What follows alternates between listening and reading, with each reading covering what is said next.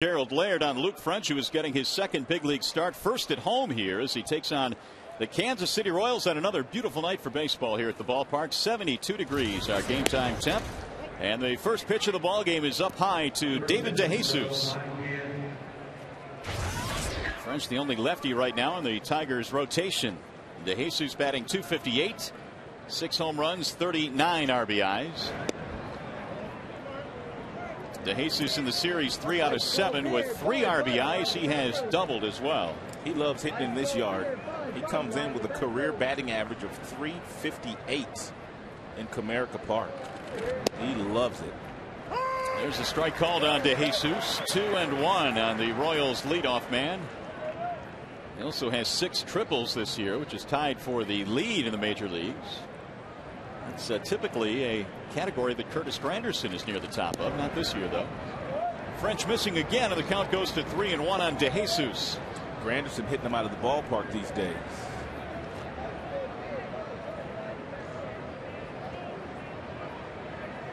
Now the 3-1 pitch on the way.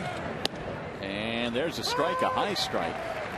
DeJesus with a nod for Adrian Johnson, 3-2. On deck, Willie Bloomquist. Tigers trying to take 2 out of 3 against the Royals. Now the 3-2 pitch. Bouncing ball back up the middle. Polanco on the backhand. Hurries it up and throws him out. Nicely done. Let's take a look at the Chrysler Jeep defense behind French in the ball game. Anderson, Granderson, Thomas in the outfield. Inge, Santiago, Polanco, Cabrera. That is the infield for Jim Leyland here tonight.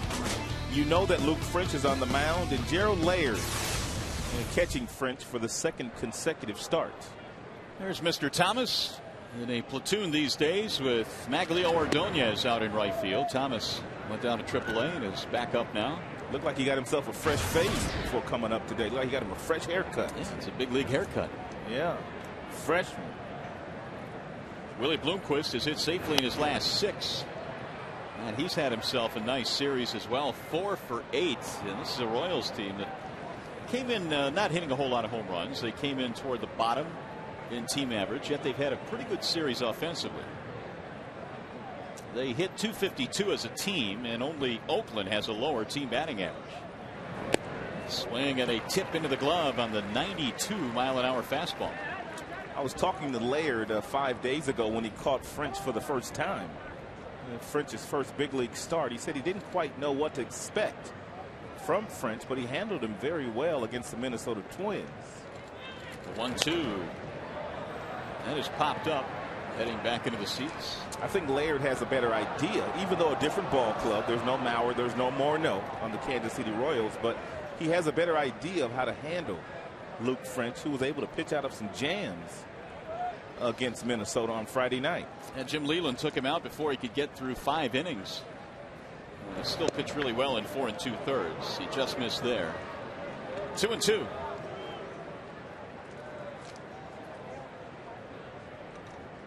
One out, nobody on, just underway here at the ballpark.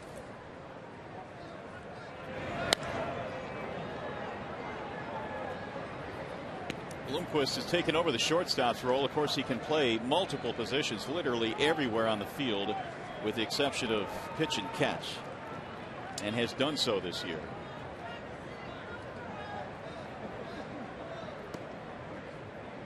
Again, the 2-2 pitch.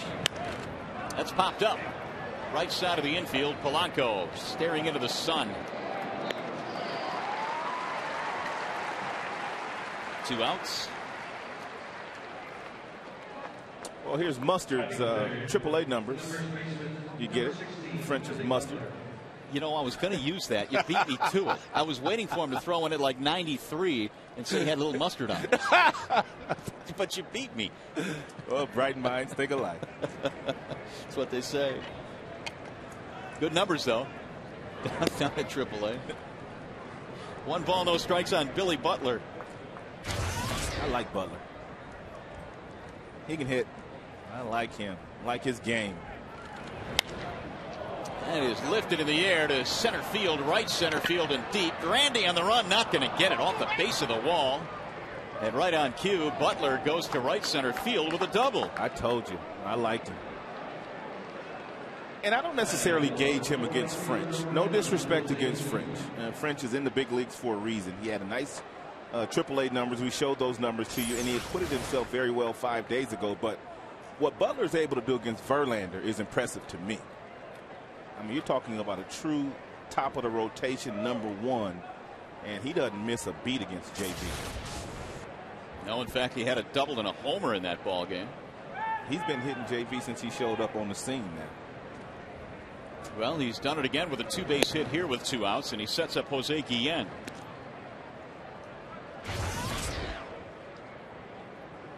Guillen had to leave the game last night with some leg issues, but apparently they were just cramps or something to that effect, because he's back in today. Yeah, leg tightness is what they officially called it, and they certainly need his bat. I mean, he is one of their big power potential type hitters in their lineup. They signed him to a 3-year deal last offseason to provide some punch, as you mentioned, and to drive in some runs. The 1-1. That has popped up. Here comes Cabrera into foul ground. Side retired. Nice job by Luke French. We'll go to the bottom of the first. Still no score.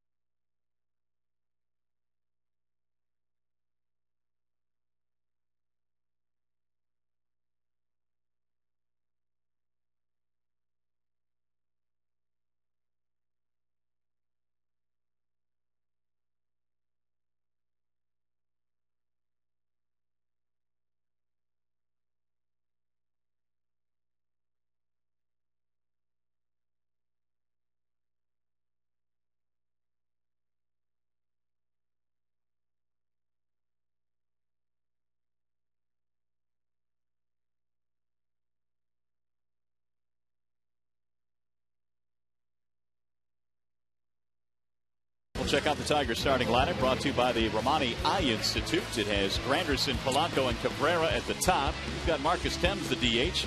Clee Thomas in right. Brandon Inge is at third. Your bottom 3 features Anderson, Laird, and Santiago. And Zach Greinke on the hill now, facing the Tigers here in the bottom of the first inning. We'll see how Detroit can do against Mr. Greinke tonight, who comes in with some sparkling numbers this year. And sparkling numbers career against Detroit. Curtis leads it off, and he looks at a strike. Granderson, Polanco, and Cabrera. Here's the 0-1. No balls and 2 strikes. That's the one thing about Greinke. You want to come in, you want to approach him the same way they approached Verlander last night. You want to try to get his pitch count up to see if you can get him out of the game by the 6th or 7th. But he's always attacking the strike zone with nothing but strikes. You know, they often talk about how you want to work a pitcher and make him work, get him out of the game, but that just does not hold any water if the guy is throwing strike after strike after strike. All of a sudden, you're down 0-2 in the count. Well, he's got that fastball. He can go anywhere from 92 to 98 with that pitch. He's got a curveball he can throw for a strike anytime he wants to. The same with the slider. He's got a good changeup.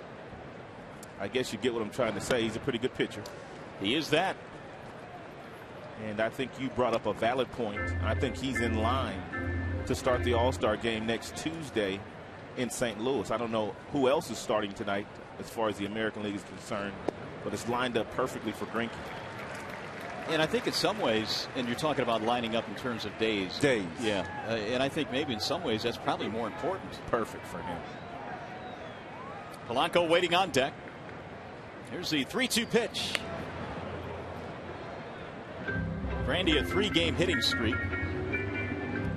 Jim said that he's probably going to give him the night off on Friday. That's because Cliff Lee is throwing for the Cleveland Indians, yet another left-hander. And he lost it. Ball 4. Leadoff man is on. Well, we have a chance here. We'll check out the Bernstein Advantage, a scouting report on Mr. Greinke. Bernstein Advantage. Who goes back for you? Well, we talked about Zach. He's about as good as it gets. He's one of the best pitchers in all of baseball, whether it be the senior circuit or here in the American League. He has owned the Tigers this year, 2-0. He's only given up 1 earned run, and he's pitched 2 complete games. However, in his last 9, he's come back to earth a little bit, 3-3 in those 9 starts. So here's Polanco now with the leadoff man on. That's another thing that he does so well. He fields his position. He has a very quick pickoff move, which allows him to hold runners, and he gives Olivo, the catcher, plenty of time to throw. And Olivo's got a good arm. It's not just Zach's pitching. He does some of the other intangibles that make him a real good big league pitcher. Polanco at 262 has had himself a nice series, 4 for 8 and 4 RBIs. Of course, the 4 driven in came in the ball game last night. He homered, a 2-run shot. He's got great career numbers against Greinke as well. Really nice numbers against Zach. Runner going and a bouncing ball over the head of the third baseman Tien. On his way to third is Granderson. He's in there standing up. Polanco a wide turn. Now he's going to go to second with a throw coming into the shortstop. Oh, bad throw by DeJesus and left.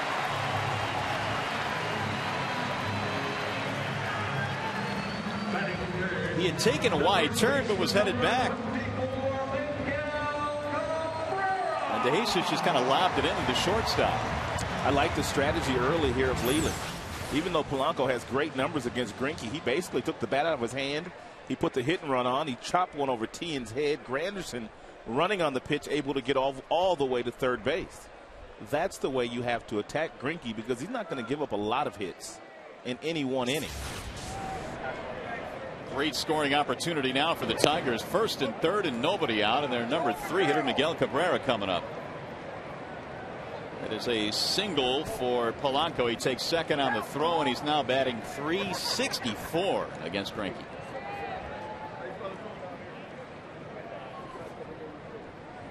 Cabrera, an 8-game hitting streak.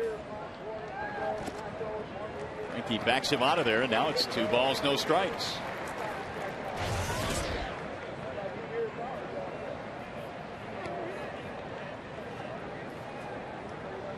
The numbers on Cabrera this year: 17 home runs.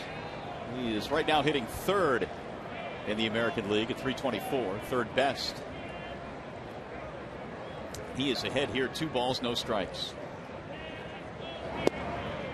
Now the outside corner, 2-1.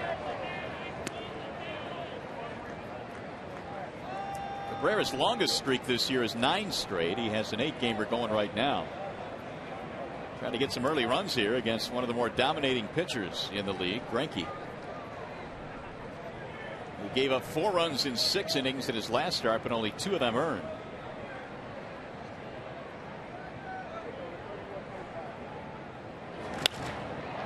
High fly ball into right field. Runner will tag. Granderson coming home, but he is going to stop. 1-hop throw to the plate keeps the runner at third base.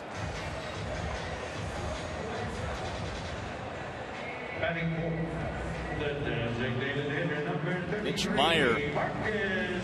I thought that was deep enough for Curtis to score on, but too. Apparently the scouting report on Meyer's arm is that he's got some arm strength, and he uncorked it pretty good with it. It would have been a close play, so apparently the scouting report the Tigers have on him is one that is correct. It would have been a close play. So with 1 out, here comes Marcus Thames.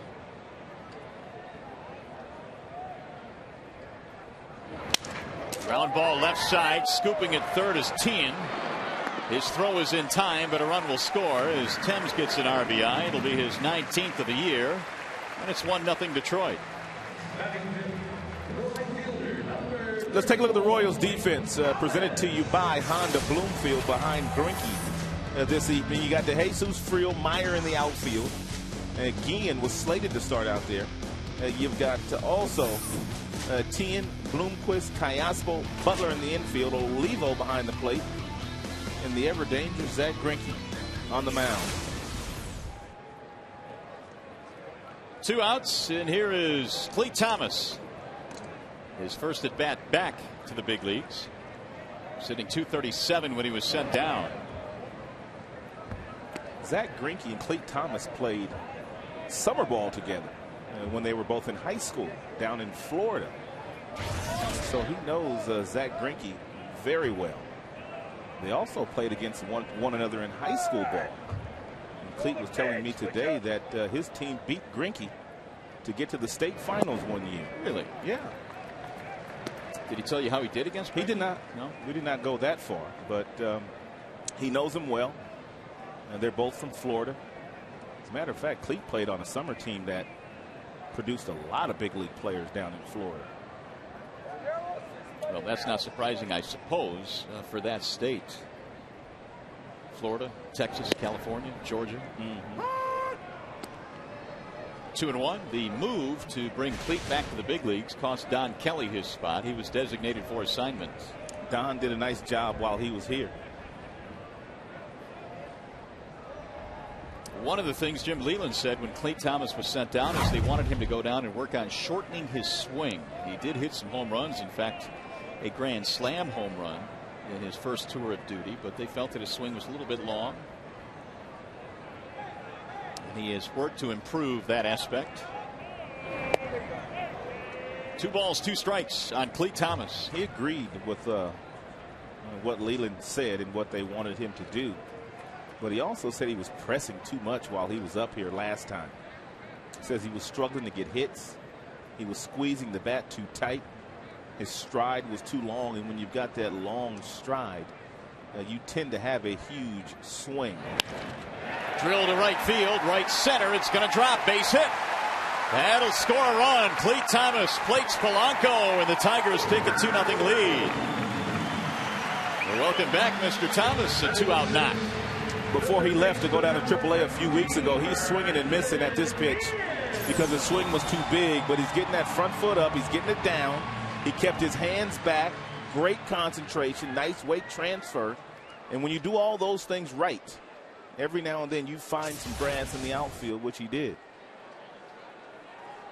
Nice start today. 18th RBI of the year for Clete. That'll bring up Brandon Inge. Nice start for the Tigers, getting 2 against Greinke in the first inning. Brandon trying to get to the All-Star game. Greinke will be there. Going on until tomorrow. As Brandon trying to be voted in via the internet. That is shot down the right field line, foul. They say Brandon's got a healthy lead as we speak. At least earlier today he did over the other 4 guys. So keep on voting Brandon Inge. It's kind of been back and forth. They were talking about Inge and Kinsler, and now Inge is back in front. Of course, they've got the Brand Torino thing going. The Phillies are going to vote for Brandon if we vote for Shane and Victorino over the National League. There's a breaking ball in there for a strike. It's a nice trade-off. Yeah. The 2 cities getting together, Philadelphia and Detroit. We'll vote for your guy, you vote for ours. Now, what are they calling it? Brand Torino? Take off on Brand Torino, get it? Yeah. Brand Torino. I never saw that flick, but I heard it was outstanding. Oh, great movie. Filmed here in the Motor City. Inge goes down on strikes. And that is that. Good start, though. Tigers get a couple of runs. Thomas with an RBI.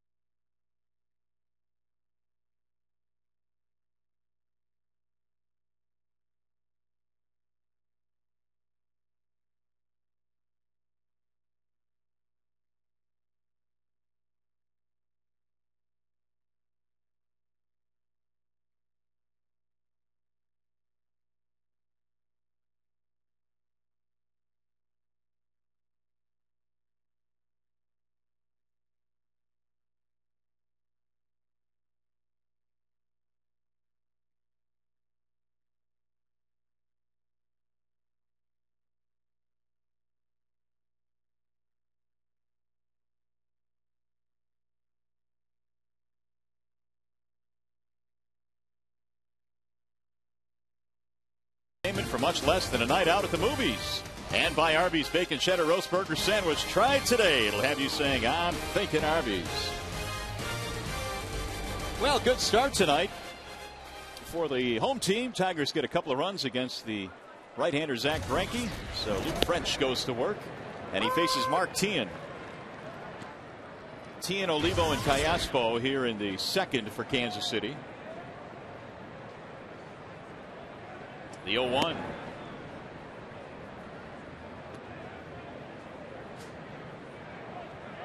Teahen in the series 1 for 8. He also has a base on balls. The 1-1 pitch. It's foul, third base side. Late changes for Kansas City, so they've switched around their lineup a little bit. The new lineup is DeJesus, Bloomquist, and Butler. Guillen is now the DH. Teahen is at third. Olivo stays at the catcher spot. Callaspo at second. Friel is in center, and now Meyer is in right. Brian Pena scratched from the original lineup. Here comes French off the mound to make the play. Double pump, but still got it. Teahen can run a little bit. Surprised me. 1 out. The catcher, number 21, Miguel Olivo. Yeah, the key to this play is French takes his time, even though he bobbled the ball momentarily. He didn't panic. And first and foremost, you've got to catch it and then throw it. But Teahen's got surprising speed.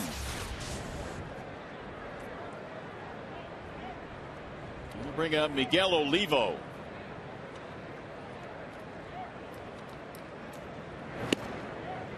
Strike 1 on Olivo. We're talking about French being called up to replace Figaro, and certainly deserves to be here based on his numbers and what he had accomplished in the minor leagues this year. That is looped toward left. It'll drop in a base hit. But it certainly doesn't hurt that he is left-handed, because the Tigers' rotation is all right-handed without Dontrell Willis in there. It's a big help, especially when you go up against a team that has quite a few left-handed bats in their lineup. Minnesota obviously comes to mind. Cleveland Indians have Sizemore and Hafner. They can turn Victor Martinez around to the right side where he does not have as much power. So it's a great point. Yeah, especially in this division, as you say. The White Sox have some big lefties. 1 ball, no strikes on Alberto Callaspo, hitting an even 300. Olivo down there at first base doesn't run much. Defensive swing, 1 ball, 1 strike. And Callaspo, better numbers hitting right-handed from a batting average standpoint, and more power hitting left-handed.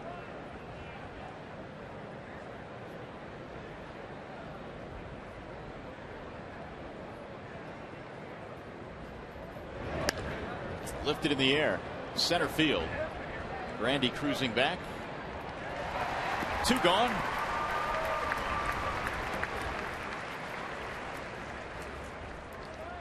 Well, the lead is 2 right now entering play tonight. Chicago in second place, Minnesota 2.5 out, and Trey Hillman's Royals are 9 back. We'll see the struggling Cleveland Indians coming to town this weekend. Here's Ryan Friel. Ball 1 to Friel, batting in the 8th slot. 167 average, just 1 for 3 in the series. And Cleveland's going to see the best the Tigers have to offer. They're going to get Verlander and Jackson. Well, the Tigers trying to do what they can to finish up strong here in the first half, especially since it's within the division and it's at home. And they would love to go into the break padding that lead a little bit. Well, they've got a great record here at Comerica Park. They've been playing some winning baseball at home. 3-0 on Friel, which is really what you have to do if you want to play at the beginning of October into the fall. You got to take care of home court advantage. There's a strike. 3-1 on Friel.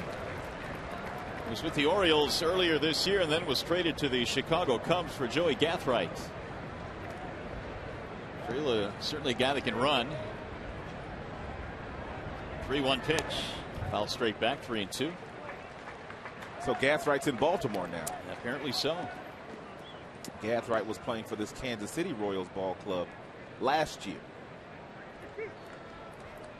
That trade went down on May 8th for Gathright. Must have been right after we left there. Yeah. Because he wasn't there when we were there. No. Runner going on 3-2, and it's pulled down the line, foul. So Olivo will have to head back. Luke French went to high school in Littleton, Colorado. He was born in Kansas. Tigers selected him in the 8th round of the June 2004 draft.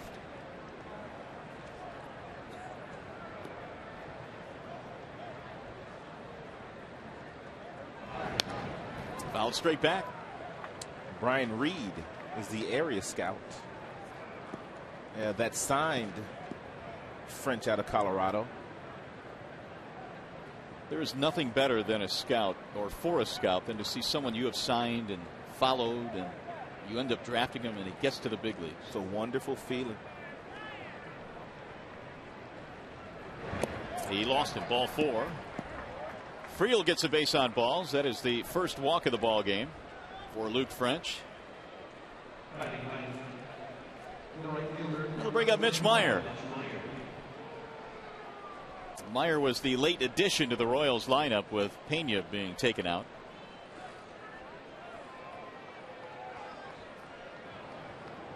Mitch batting just .215.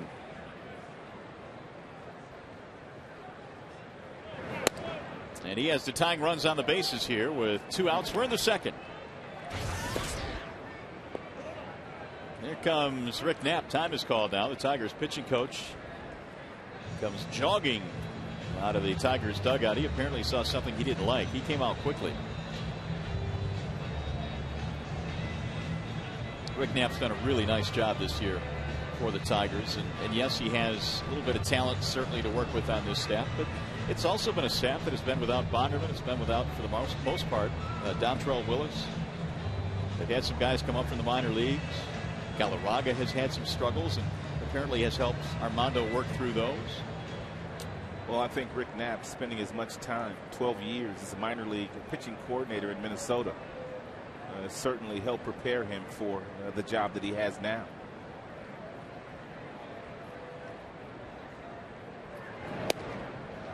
One ball, 1 strike on Mitch Meyer.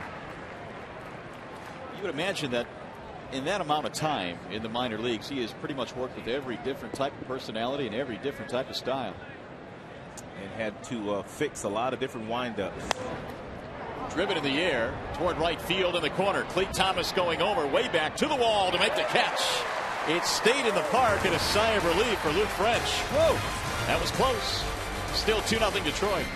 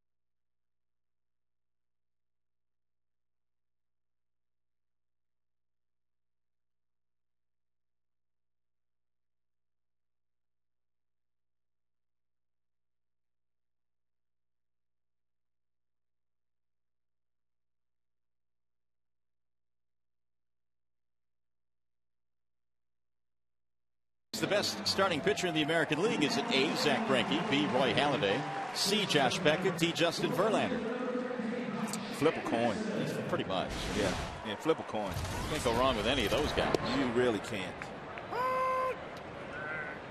Josh Anderson leads it off as we go to the bottom of the second. Tigers are leading it 2-0 here. Did you see where J.P. Ricciardi, the general manager of the Toronto Blue Jays, said he would start now to take phone calls for anybody that had any interest in Roy Halladay? I did see that, and I heard the comments about how it's going to take an awful lot to get him.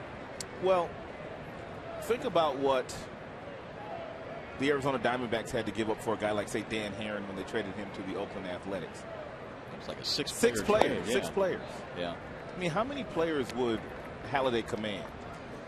Well, I mean, that was a numbers trade, but you know, obviously, if you're throwing in primo prospects, it's going to take at least 3 or 4, I would think, don't you? I would imagine if David Dombrowski made that phone call to J.P. Ricciardi, J.P. Ricciardi would probably say, well, if you've got Porcello and you got Ryan in the deal, we can start talking. If not, then maybe we ought to not talk anymore. Wait, did you say we could start talking? Start talking. Yeah, that's what it would take at the very minimum just to have him not hang up on you.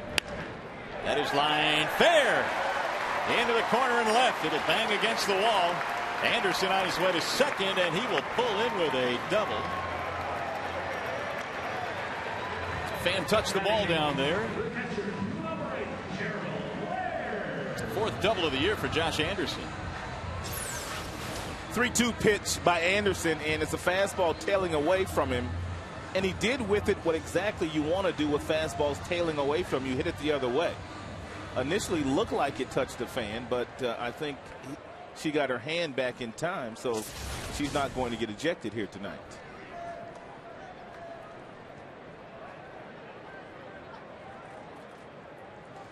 So far, nice job at the decision making by Jim Leyland to put Anderson in and also put Cleet Thomas into the batting order against Greinke. Here's a bunt. Greinke slides and now fires one in the turf. Oh my goodness. He just overplayed that. We talked about how good an athlete he is. He overplayed it. Instead of just trying to get the one out at first base, because Laird is basically giving himself up here in a sacrifice mode, he was trying to get Anderson at third, and with Anderson's speed, even though it was a bad bunt, that would have been a close play. He would have had him, though. But by the time he bobbled it, then he got to his knees, he spiked it right into the grass. That's what they do after touchdowns. They spike it. That is a base hit. But he was just over-aggressive in playing that ball. That's all it was to it. I think he hit it on the head. I mean, he thought he could get Anderson at third base, got a little bit excited, and played that into a base hit. Yeah. But nice job of the decision-making again to have these guys in there against Greinke, because big power hitters don't do well against Greinke. Well, they've done well today, the guys that he has put in, guys like Anderson and Thomas. I mean, here's an ideal squeeze situation, but I think that would be too easy. And they may sniff it out. Santiago pops it in the air. Are they going to test the arm of Ryan Friel? Anderson can run. Instead, DeJesus cuts it off. Here's the throw to the plate, off target. On his way to second, Laird. He's going to get there as the ball gets by. Gerald takes a wide turn and now gets back. Santiago with a sac fly and an RBI. That is just a wonderful job of knowing the arm strength of the outfielders on the other side. Earlier on a fly ball to right field with Meyer out there, they did not send Granderson, but they knew they could run on the arm of DeJesus, and you can also run on Friel as well. Gerald Laird also did a nice job of reading the throw. He went back to tag up, and then when he saw the ball get past Olivo, he was able to get himself in a scoring position. So that was a big at-bat by Santiago. Now Granderson with a man in scoring position, only one out. Santiago told me before the game, it's a win-win situation when you go up against Greinke. He says if you get a couple of knocks, you've gotten a couple of knocks against one of the best in baseball, and if you don't get any, they weren't expecting you to get any. It makes sense. Well, he's got himself an RBI, 25 for the year. Granderson walked and scored in the first.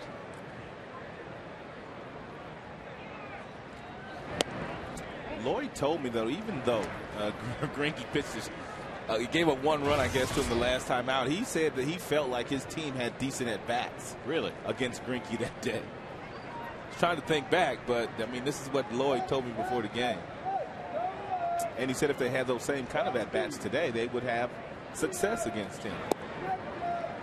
Well, 1 earned run in 18 innings over his first 2 starts against the Tigers. And tonight already 3. So they have found a way to get on the board. 3 runs on 4 hits. It's the first time his earned run average has been over 2. And we're talking about 19 starts into the season. 19 starts. Amazing. Swinging a high drive. Right center field. Meyer on the track. Laird tagging up again. He will move up. Well, tonight's game is available in crystal clear, stunning high definition on Fox Sports Detroit HD, sponsored by Comcast. Randy almost went deep there, and that's one of the amazing stats about Greinke this year. He has given up just 4 home runs this year in over 123 innings now. Well, they're doing a nice job of getting to him early, because that's when pitchers like Greinke are most vulnerable. Early in games, because he's going to settle in just as we watched Verlander settle in last night's game after the first couple of innings. You've got to get those kinds of pitchers early in games. Polanco trying to cash in a 2-out run. Tigers got a 2-out run in the first on the single by Clete Thomas.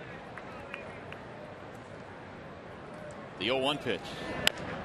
Little chopper hit to third. Tien has it. Retire the side, but the Tigers add to their lead. Another run on the board. We played 2. 3-zip Detroit.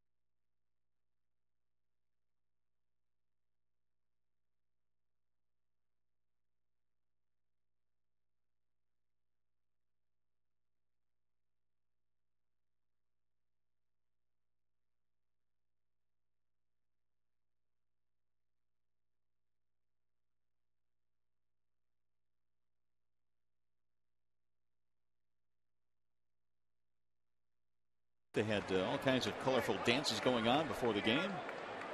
Costumes as well. A yearly event here. The Tigers, meanwhile, have put together a pretty good start to this one. 3-0. Josh Anderson led that inning off with a double. Santiago eventually plated him with a sacrifice fly. So Luke French up by 3 goes to work in the third. He's got the top of the order to deal with now. David DeJesus leads it off. Luke drops in a breaking ball, strike 1. DeJesus bounced out to Polanco back in the first.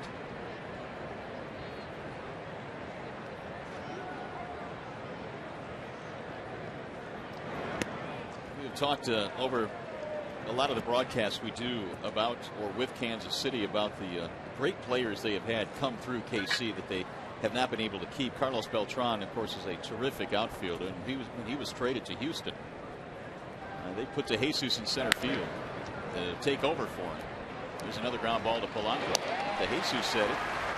Not easy when you replace a guy of that caliber. that position. It took him a while to kind of get used to it. The shortstop, Willie Bloomquist. They have Crisp these days, although he is on the DL and gone for the year. But this guy is he's been around a while now. Solid player. Signed a long-term deal. Here is Willie Bloomquist. He is 0 for 1 with a pop-up back in the first. Good numbers against left-handed pitching. .358 this year for Bloomquist. He's a Pac-10 guy. Went to Arizona State. Good pitch right at the knees, outer edge. 1-1.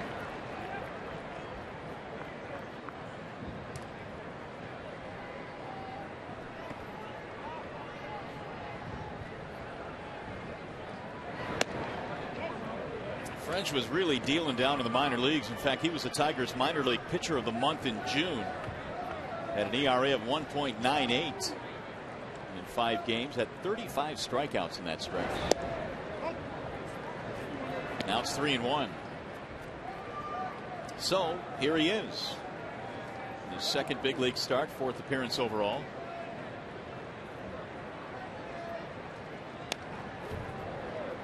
Three and 2. First time Luke was up, they used him in relief against the Oakland Athletics. That was back in May. And he threw 3 scoreless innings in relief.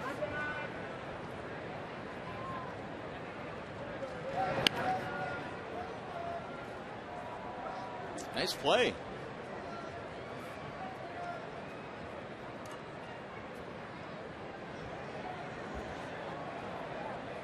Go hand it off to the youngsters.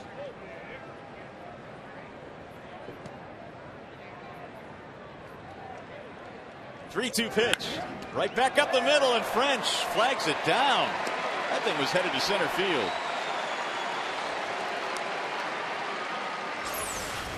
That's why you get yourself in position to field after you deliver the ball home. You get that foot down, he snaps it, and able to make a throw over to first base to record the out. Nothing better than being able to field your position on balls hit right back up the box. A lot of times, Rod, you see those left-handers just fall so violently off to the third base side that they're not in a position to make that play. Correct. And he was squared up nicely, and now he'll face Billy Butler, who doubled in his first at bat. That'll skip into the seats. 3-hit series so far for Butler. He has 2 doubles and a home run.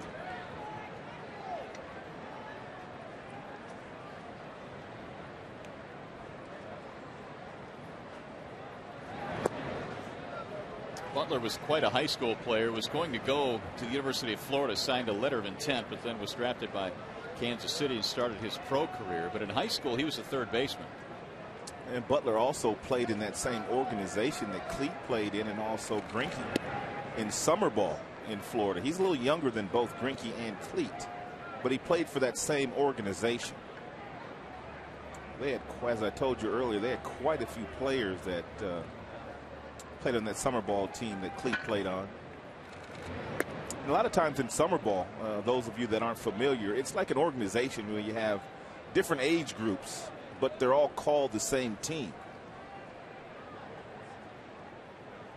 Travel ball, they call it. Another way to spend our money. Driven deep right center field, off the wall. Almost hit it out, and Butler is in with another double. He can just rake. I mean, rake. That's a home run in most ballparks in the big leagues. Not here. It's 420 straightaway center field, and where he hit this ball, it's about 415 feet from home plate. He absolutely crushed it. Appeared to be a fastball. 3/4 of the way up the wall. Boy, he crushed that. So Butler now has 4 extra base hits in this series. Jose Guillen, ball low. Billy Butler looked like a young Steve Balboni on that last swing. I think he is for higher average, though, doesn't he? Bye-bye Balboni.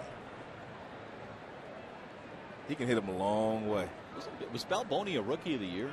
I'm not sure on that. I'd have to double check on that. I think you might be thinking about the other big first baseman they had, but I'm drawing a blank on his name right now. He won. Yeah, he won the Rookie of the Year. I'm drawing a blank on his name. He didn't last very long.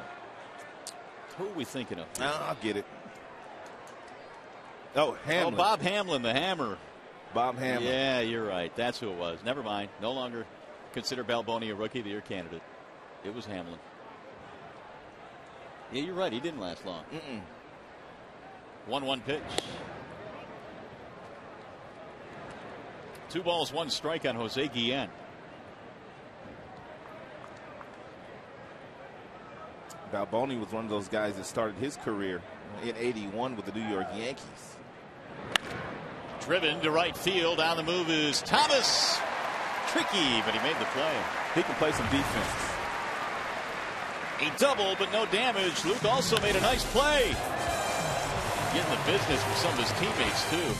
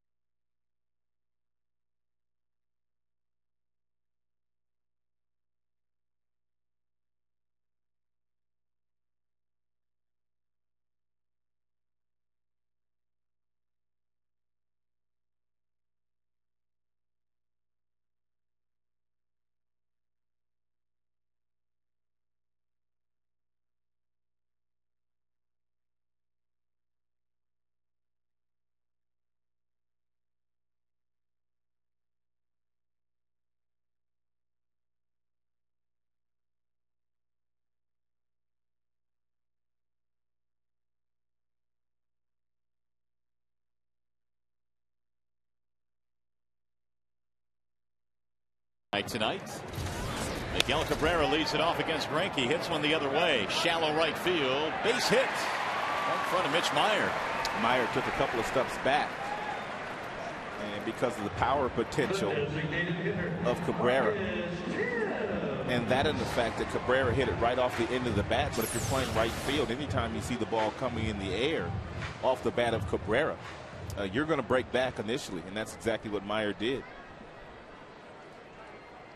One thing about Cabrera, even though he hits the ball off the end of the bat, sometimes his body is still in a good position to do some damage. Very seldom is he fooled and out on that front foot aggressively. Well, that base hit now gives him a 9-game hitting streak, which ties him for his season high. He's done that a couple of times now, 9 straight. They back Marcus Thames out of there. 1 ball, 1 strike. Zach is not afraid to do that. He's not afraid to pitch inside.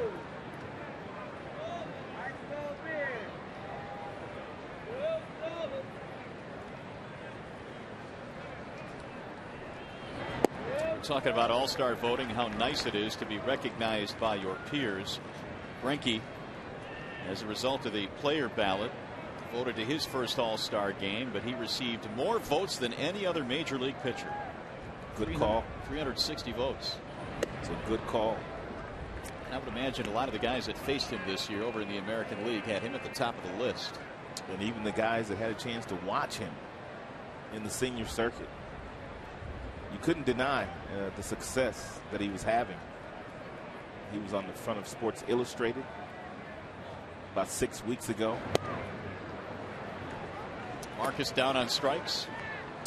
And his teammates are amazed at the composure that he's been able to have, even though he's been getting all this attention, national attention, for the very first time. Well, the Royals now have gone 4 straight years with a pitcher elected to the All-Star game. It's Greinke this year, Joakim Soria last year, Mesh in 07, and Mark Redmond in 06. There's strike 1 on Clete Thomas. Clete with a 2-out RBI single in the first. That made it 2-0 Detroit.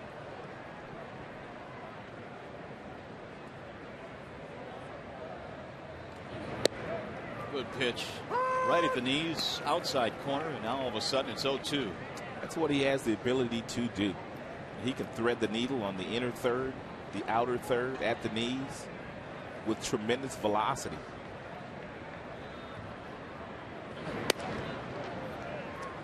Talking about the fact that Greinke doesn't give up too many homers. He had a string of 111 consecutive homerless innings.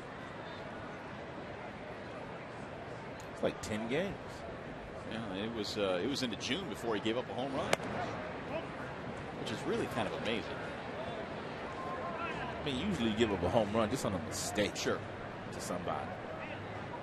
But it really gives you an idea of just how dominant he was. Tigers have gotten to him tonight, though. 2-2. And that one just missed. 3-2. Greinke, 25 years old, out of Orlando, Florida, signed a 4-year deal through 2012 this past January. Early decision here for Jim. 3-2. Cabrera doesn't run all that well. Do you start him? Do you leave him there? Leave him there. He's not going. Swing and a miss. He'd have been out by about 15 feet. Hey folks, Saturday afternoons were made for baseball, and this week Fox brings you the game of the week as the Angels take on the Yankees. Or some of you may see the Cardinals against the Cubs. Fox Saturday baseball begins at 4 p.m. on your local Fox station. Of course, Fox will have the 80th All-Star game as well next Tuesday from steamy St. Louis. Who knows? Maybe a cold front will come through. Keep temperatures in the 70s. It would be nice. Not likely. Well, Brandon's still trying to get there, and the voting will go through tomorrow afternoon.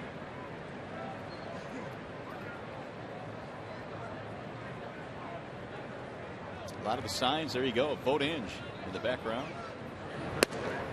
That's up high. 1 ball, 1 strike.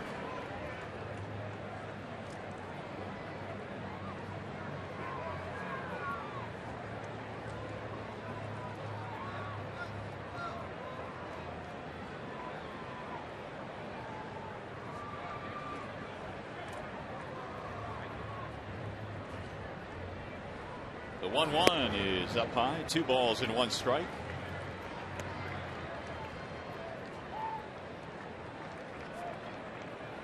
Brandon's wife Shani was on Tigers Live before the game, talking about Brandon's chances, perhaps doing a little campaigning for the hubby. Might as well.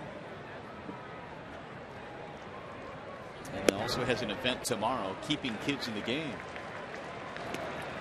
here at Comerica Park on the off day. And that's one of the things we don't talk too much about or enough about, is some of the stuff these guys do in the community. Guys like Granderson, Inge. He and Carlos Guillen are a part of this keeping kids in the game event. Cook McInerney, our good buddy, also is a sponsor of that event. Brandon gets a walk.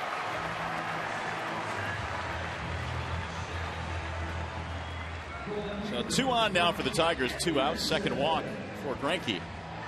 I saw Carlos before the game taking some batting practice, and he was talking about his event, and he was telling all the players that are going to attend, make sure you bring your wallet.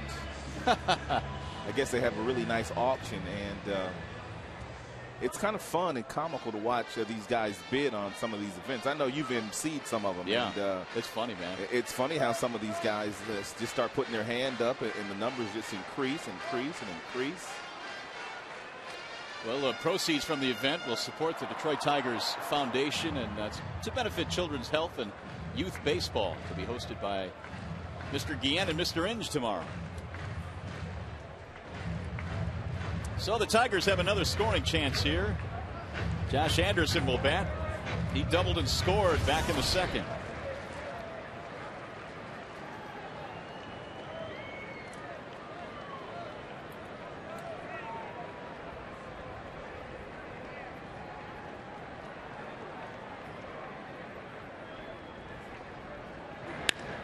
He slices another one foul down the third base line. That's where he put his double his last time up. Anderson going the other way. Tigers have 5 hits in this game. Greinke had only 1 walk in his previous 2 starts against Detroit hitters, but he has 2 tonight, and we're only in the third.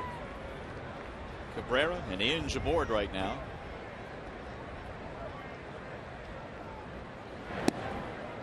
There's a strike. 0-2. It's a good pitch there. 78 miles an hour.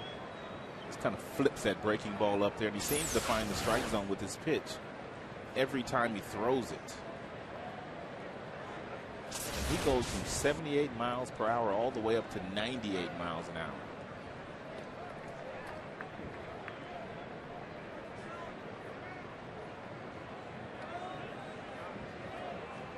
.57 pitches right now for Greinke. Busted him inside but high. 1-2. Of course, the Tigers are still waiting on the return of Carlos Guillen, which they hope will be by the time this month is over. Said he's feeling better. He looks great. The 1-2 is swung on and missed. Anderson goes down, and the Tigers are done. 4 strikeouts for Greinke. They'll strand a pair.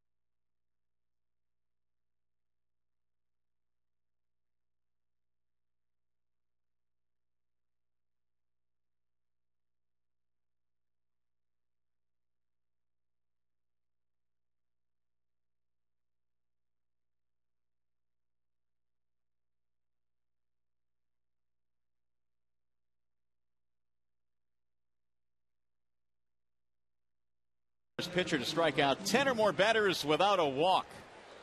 That's precisely what Verlander did. Justin finished with 11 Ks last night. Didn't walk anybody. Pretty impressive. 11 strikeouts, no walks. So much was made about his pitch count being up early in the game last night, but A, he had all those strikeouts, and B, he was getting ahead. The Royals batters were just fouling off a lot of pitches. That they did, and they do a nice job of that. Martin leads it off. It'll be Tien, Olivo, and Callaspo in the fourth. 3-0 Detroit. Big sweeper there from French. 1-1.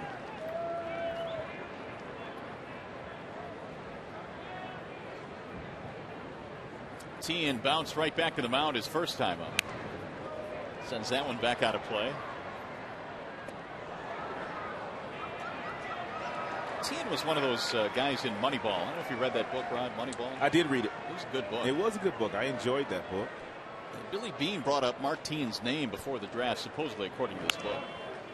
And a lot of the scouts have said, well, we've never heard of Martin, and you know, we don't have him on our radar. But Beane loved the fact that he was a selective hitter, and he felt that you could turn a good hitter into a power hitter or improve his power number. And so they went ahead and drafted him. Did the A's. Swing and a miss, and down he goes. And of course he came over to the Royals in a trade. But he was a big part of that Moneyball book. The catcher, Miguel Olivo. Here is Miguel Olivo. Of course, the premise of Moneyball is that you find guys with high on-base percentage, and it was the whole Oakland thing that turned into kind of a monster, the Moneyball monster. It sure did. They were going to make a movie about Billy Beane. They were. They didn't do it, but I think Brad Pitt was going to play Billy Beane in the movie. Wow. Yeah, seriously. Now, Brad Pitt's a good choice. No, seriously. I mean, they just kind of squashed it a couple of weeks ago, but they were going to do that. Really? Well, it was an interesting book. There are some that disagreed with some of the thoughts and premises in that book. Olivo, the batter.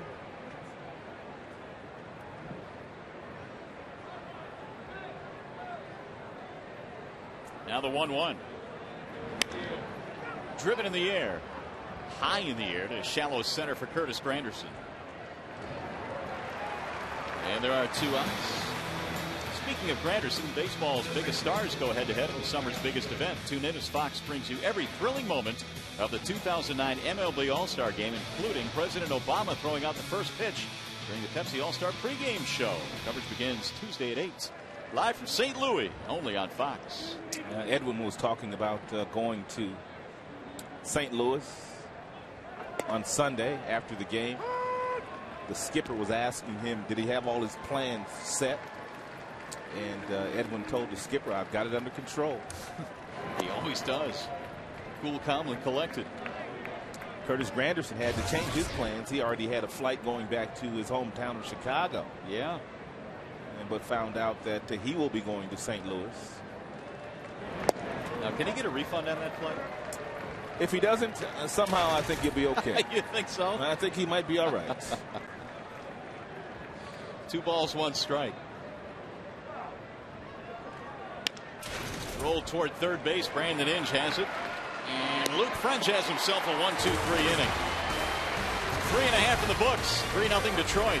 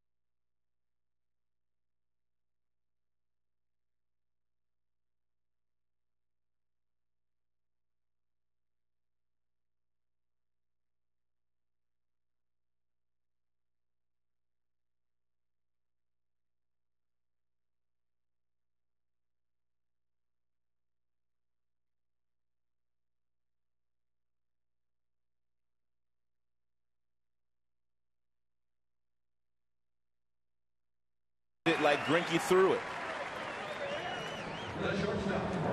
Did you get Jeff Robinson? No, I did not get that one. First thing you do is think about the big strikeout pitchers the Tigers have had in their careers, or their history. obviously it's something that doesn't happen very often because Robinson did it in 1988? Yes. It's a long time ago. Here's Santiago. See if he's bunting. He has a sac fly.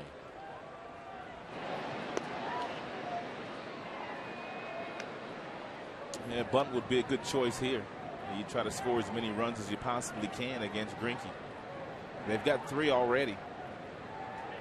You may as well try to get another runner down in the scoring position for Granderson and Polanco.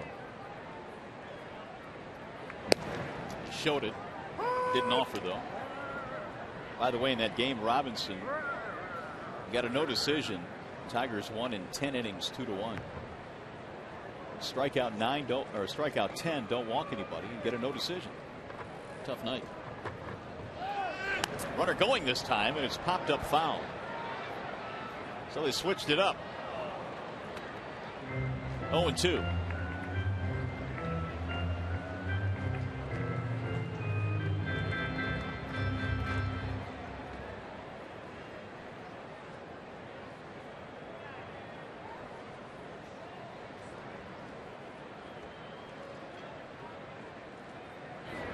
Swing and a miss, and that at bat didn't end well.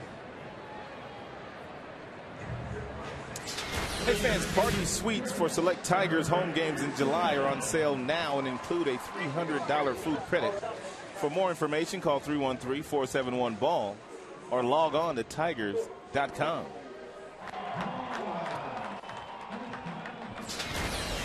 One on, one out, top of the order now, Curtis Granderson. 5 strikeouts for Greinke. In fact, the last 4 outs he has recorded have been via the strikeout. Anderson fouls it away. Curtis hit one a mile in his last at bat. Problem was he hit it to right center, where it just died out there for a long fly ball out. Walking a run scored his first time up. And with his power numbers up this year, 18 homers already, he is now 10 shy of 100. And that plateau in his career.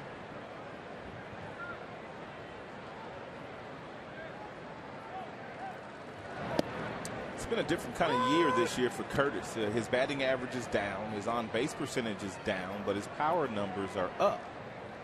And Jim Leyland feels like this may be a transition year for Granderson with all the home runs that he's hit so far this year. He may be transforming into a power guy. But what sparks a transition like that? Maybe you're just staying back a little bit more. We've seen Mauer in Minnesota sort of flip the script. Now he's somewhat of a power hitter with career home runs, 14 so far. And we've always known that Granderson has had power. He's hit 20 plus in a couple different seasons up here, but he's going to fly by that number this year. Yeah, you would expect. There's strike 3 on 96 on the outer edge. As a matter of fact, only Granderson and Ian Kinsler, the only players in the American League with at least 15 home runs and 15 steals. So he's still doing some real positive things. He's just not hitting for batting average right now. Here's Polanco. Well, we talked about Greinke and the fact that you got to get him early because he is settling in nicely. Was he struck out 5 in a row? Last 5 outs? Last 5 outs, strikeouts. Yeah, you got to get these guys early. Verlander was a perfect case of that last night. Verlander on that top step, actually almost out of the dugout, watching Greinke pitch here tonight. I think these guys can learn from each other. Oh, so similar. They have said they do learn from each other when the other one's pitching. They're 2 different birds. He's dialed in, isn't he? Watching his every move.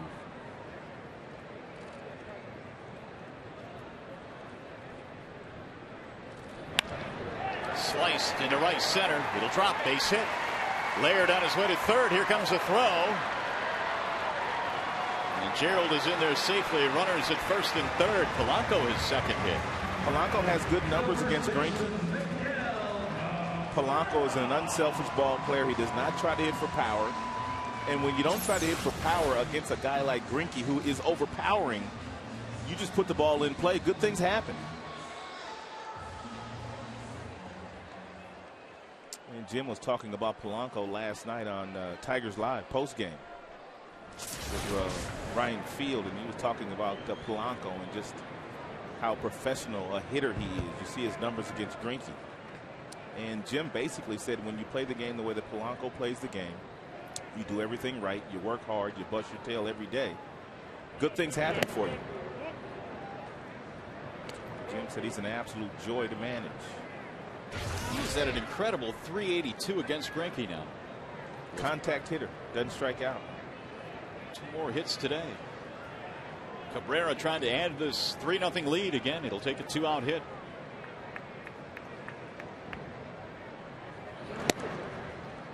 Two and 0. Jim also gave a little mini report card on his team. Felt like the pitching's been good. He says the offense needs to be a little bit more consistent. They've stayed away from injuries, which is a good thing. And he likes his team's chances. Well, that was one of the key things they really have, for the most part, stayed away from injuries. That can cripple you. He went around there, 2-1.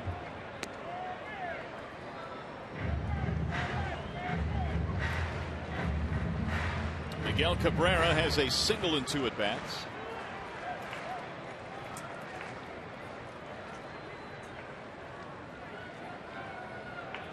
Tigers, in terms of offense tonight, have put up 7 hits against Greinke. Popped him up. Foul ground, heading back to the seats. A couple of rows deep. 2-2 on Miguel Cabrera.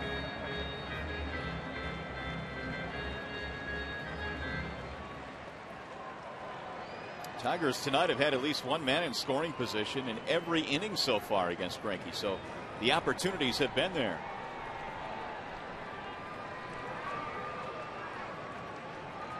Laird is at third and Polanco is at first.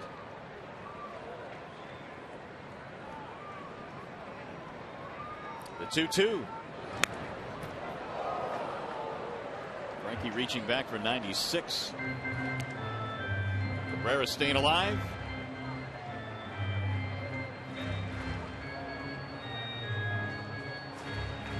Zach Greinke was, as you might expect, a really good athlete in high school. In fact, he was quite a hitter. He hit 31 home runs in his 4 seasons of high school baseball.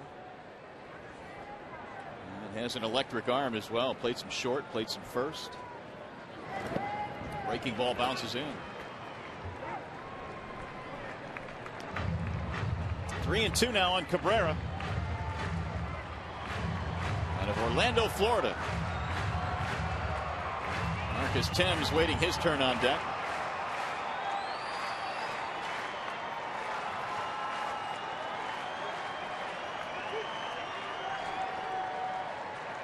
Luke French has done a great job so far keeping the Royals off the board through 4 innings. 3-2 with the runner going at first and a wave and a miss. Cabrera is out of there to retire the side. 7 Greinke strikeouts. 4 innings in the books.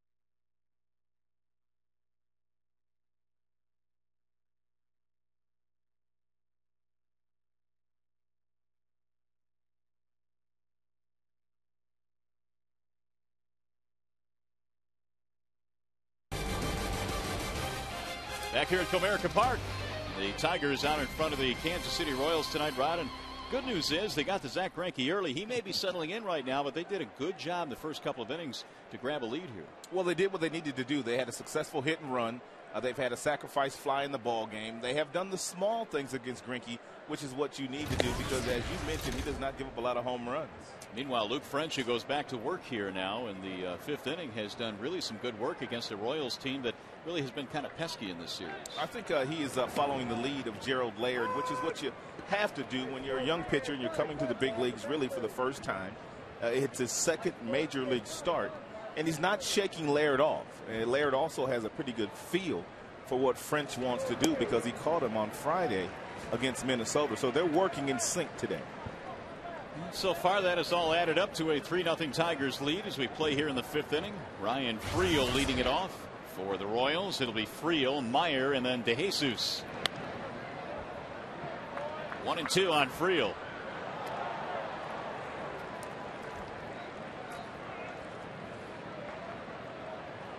French gave up a double to Butler in the first, no damage. A double to Butler in the third, no damage. And the 1-2. Little slow roller towards short. Going to be a tough play. Inge on the bare hand. Look out, Brandon. Oh, quit it, boy. Well, not only because of his offense should he be an all-star, but plays like that as well. And really, it's the only way that he can make this play. If you try to catch it with the glove, you're not going to have time to make the exchange. So he just bare hands it with the palm of the hand, and he gets it into the fingertips, and he flips it, pulls it over to first. Nice play. Friel can run. Yeah, he can. He can really run. Here's Mitch Meyer.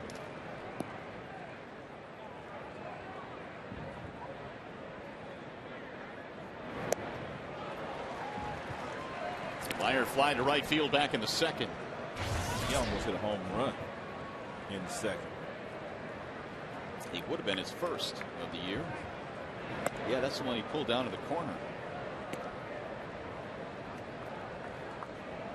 1-2 on the local kid from Novi.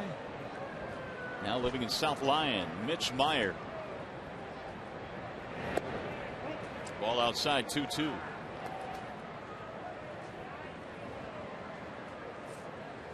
Top of the order, DeJesus waiting on deck.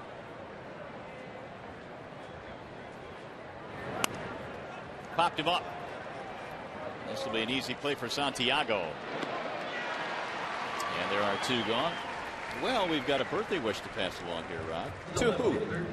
Emily Hetrick, who is our Fox Box operator. Of course, the Fox Box is the box you see in the upper left-hand corner, showing the Tiger. Circle it for us. There you go, in case you couldn't see it. Emily is having a birthday today. See, now Emily controls all that stuff right Does there. she? But she's doing all that? Yep. Celebrating a birthday today. We're not going to tell you how many birthdays, because honestly we don't know and she won't tell us. But happy birthday, Emily. She has been with us since the beginning of the network. Well, happy birthday. It's infancy. Here's David DeJesus.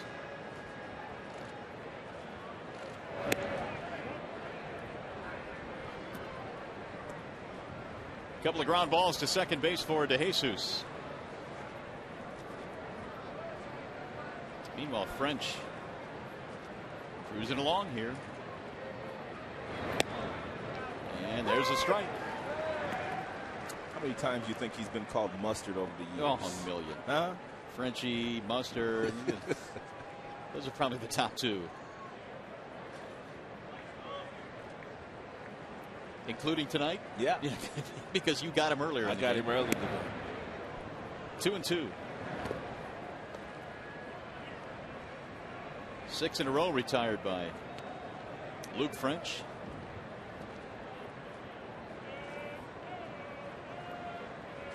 You remember the butler, Mr. French? Mr. French, Family Affair? Yeah. We're dating ourselves, but yeah. A good show. I barely remember. Okay. What are the kids' names? Buffy and. Oh yeah, you barely. You're close. You got that's all Buffy and Jody. Buffy and Jody. That's right. Family Affair. Yeah, Mr. French. He was a portly sort of fellow. Yeah, he was. Sissy was the big sister. I always thought that was a weird name. She was nice now.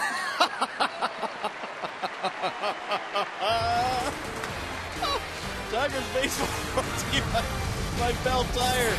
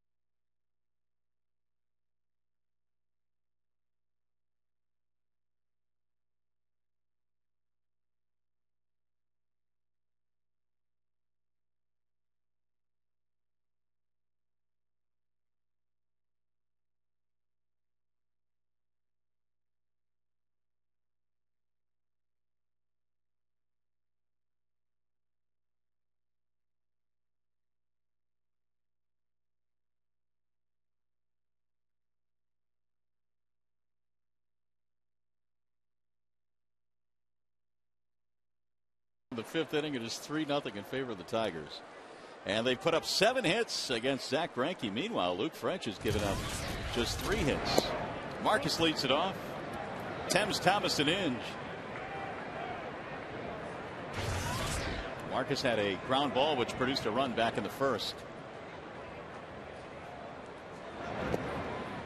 That is low. 2 balls, no strikes.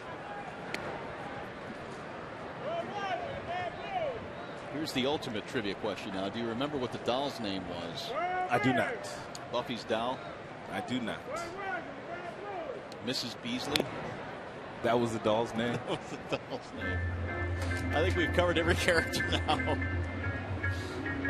Yes, on the Family Affair. 2-1 on Marcus Thames. Marcus now 19 RBIs.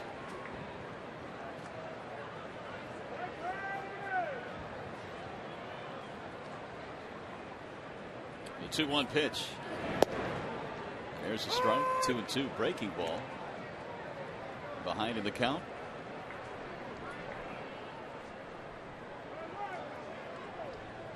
Marcus, a couple of home runs in the series. He's hit safely in 4 in a row.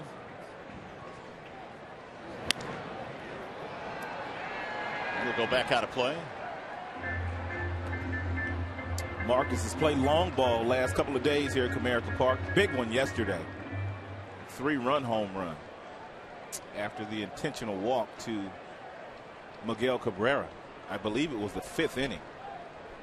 But that was a big, big hit. Roll to third base. Tien cuts it off. 1 gone, and Marcus now 0 for 3 with an RBI. We'll bring up Clete Thomas. Tigers got 2 in the first, 1 in the second. They lead 3-0 as we play here in the 5th on a night in which they are facing one of the more dominant pitchers in the American League, Zach Greinke, who was 6-2 with a 2.66 ERA and 10 career starts in this ballpark.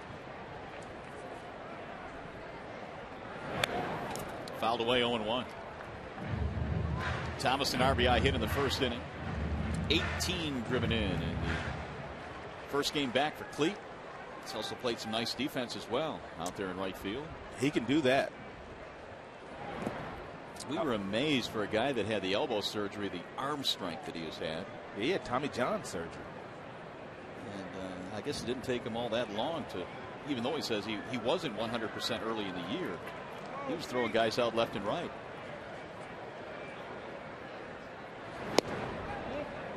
Cleat and Curtis Granderson play a lot of long toss.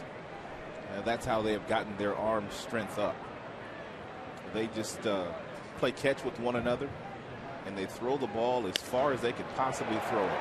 That's hit well to left. De Jesus runs it down. That's how you develop arm strength. Hey fans, join us again Friday when the Tigers begin a weekend series against the Cleveland Indians. Coverage begins at 6:30 with Tigers Live. It's Tigers Baseball presented by Bell Tire Friday evening on Fox Sports Detroit and in high def on Fox Sports HD. And look at the matchups. Uncle Cliffy right out of the chute against Edwin Jackson. Pavano. And then to be determined against Verlander, Armando going in the middle game.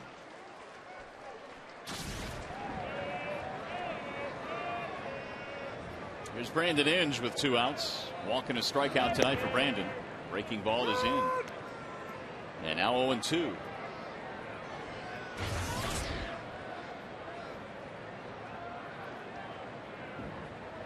Tigers will begin the second half with a brief road trip on to New York. That to be determined maybe Fausto Carmona.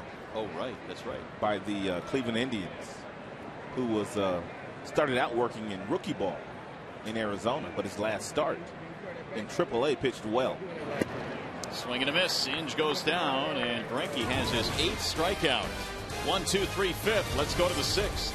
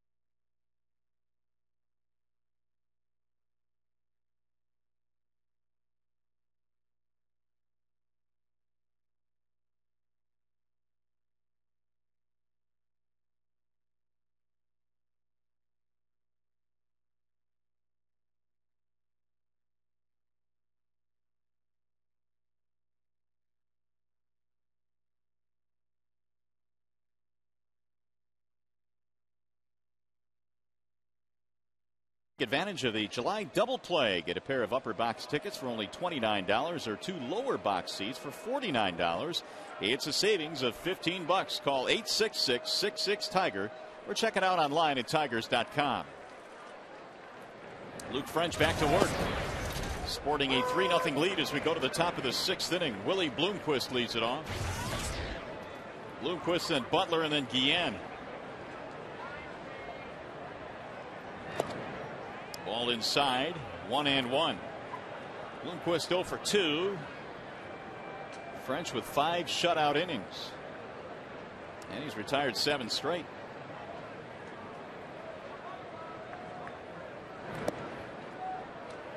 Two balls, 1 strike.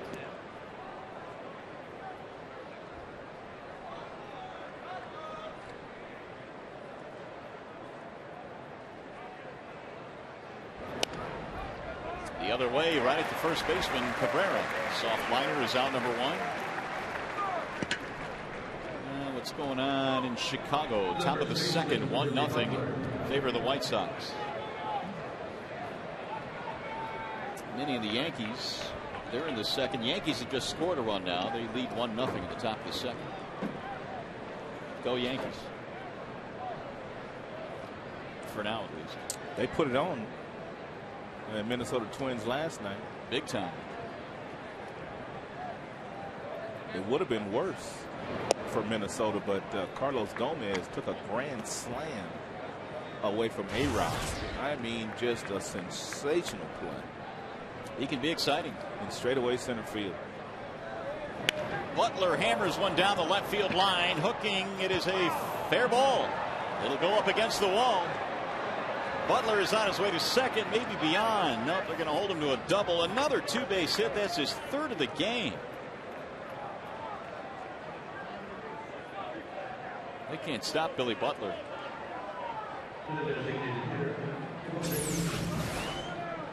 He's got that little toe tap, then he gets that front foot down. It's firm. Great extension. And he can just flat out hit. The way Anderson played that ball, it seemed like he thought it was foul. Jim Leland coming out to have a chat. Let's see where it hit. Looked like it bounced right inside the chalk line. Yeah. Anderson didn't run all that hard after it hit the wall, and then he realized they called that a fair ball. It looked like it was going to hook foul, judging by the way it came off his bat, but apparently it did not. 26 doubles for Billy. You know, we were talking about him last night. Sooner or later, those doubles are going to turn into home runs. High fly ball, left field, hit pretty deep but playable. Oh, he caught a break there. Anderson under it, 2 gone. He just missed that. Well, Butler now has a career high with 26 two-base hits. And at the halfway point? We got a halfway season to go. He can hit. He's well on his way. Former #1 draft choice. And has finally found a position. And I think it bodes well for him. He was just way too young to be a designated hitter. And it certainly helps not to be bouncing around. He's played some third. He's played the outfield. He's played first. As a young player, and Billy would fall into this category. He's only 21 years old, I believe. But if you make an out, I mean, you got to go back to the bench and stew on what you did wrong. And next thing you know, you're thinking yourself into a slump. But now with him having the ability to play defense, he can forget about the bad at-bats. 1 ball, no strikes on Mark Teahan. Ground ball, and Polanco cuts it off. That will end the inning. So French pitches out of the jam. Another double, another man stranded. Anderson, Laird, Santiago coming up.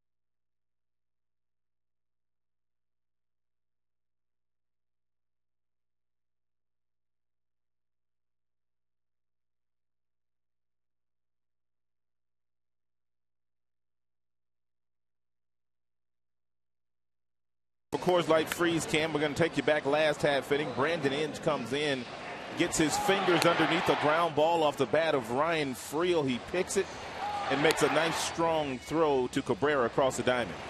Coors Light Freeze Cam brought to you by your Frost Brewed Coors Light. What a play. Nifty play. So as we head to the bottom of the 6th inning, Tigers looking to add to their 3-0 lead. They've had 7 hits tonight against Zach Greinke. Jim Leyland's club trying to take 2 out of 3 here before the Indians come to town on Friday night. And aside from the fact the Tigers have gotten some runs off Greinke, that man right there, the story, Luke French, what a job. 6 scoreless innings of 4-hit baseball. Anderson, Laird, and Santiago in the 6th. Is he going to try to squeeze one more out of him, you think? I think so. He's looked strong. He's had the ability to pitch out of some jams.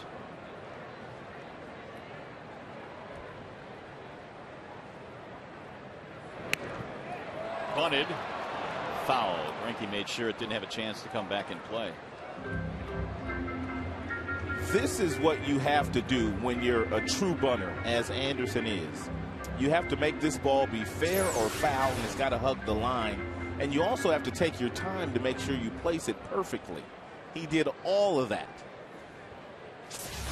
Except it rolled foul just by a hair. And he was out early before batting practice yesterday practicing his bunting. Perfect technique there by Anderson. 2-1.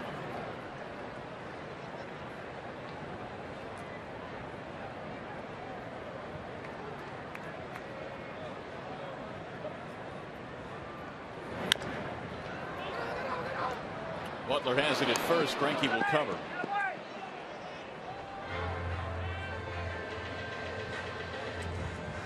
And what are the speed differentials for Zach Greinke in the ball game tonight? He's touched 97 a couple of times with the fastball. He's gone as low as 73 with that little slow breaking ball that he likes to flip up there. And those pitch speed ranges are courtesy of Comcast. Gerald Laird. Sharp grounder to short. Bloomquist gobbles it up. There is activity in the Detroit bullpen right now. Dulce and Futeni. Need the lefty, Dulce the righty. Here's Santiago.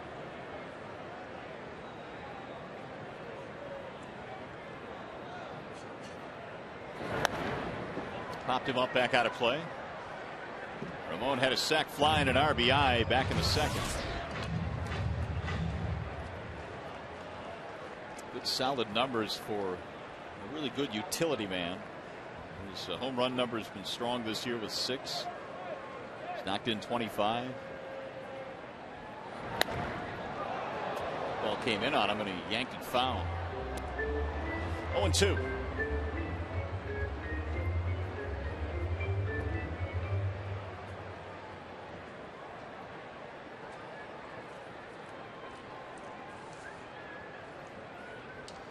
Cruz now warming up in their bullpen.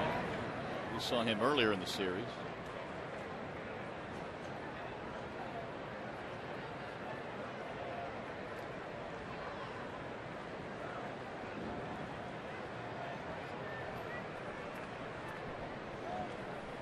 The 0-2. Swing and a miss. Santiago goes down. 9 strikeouts for Zach Greinke. Olivo, Callaspo, Friel coming up.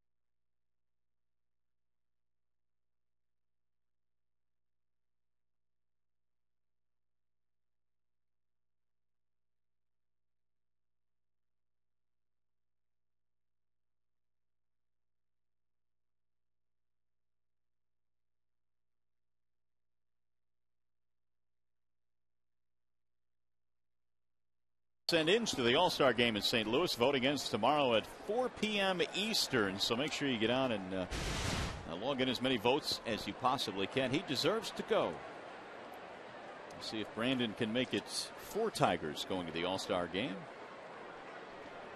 Luke French is back out there. He answers the bell as we go to the 7th, and he is facing Miguel Olivo. 1 for 2 tonight for Olivo. Here's something to think about. Billy Butler is 3 for 3 tonight against French. The rest of the Royals lineup is 1 for 19. 3 of the 4 hits for Butler tonight. Fouled back out of play.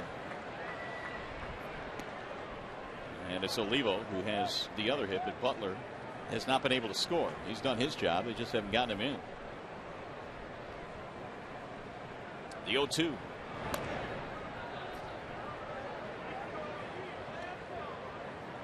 Luke this year down at Toledo had 3 starts of 6 or more shutout innings. 6 scoreless tonight as he goes here into the 7th. Swing and a miss, and he dusts off Olivo. Nice target here by Laird. And we talked about the fact that Laird has been leading French all game long, and he's done a marvelous job. You see him standing up, asking for the pitch up, and French hit his glove. That is good leadership. Just the 2nd strikeout of the game for Luke French.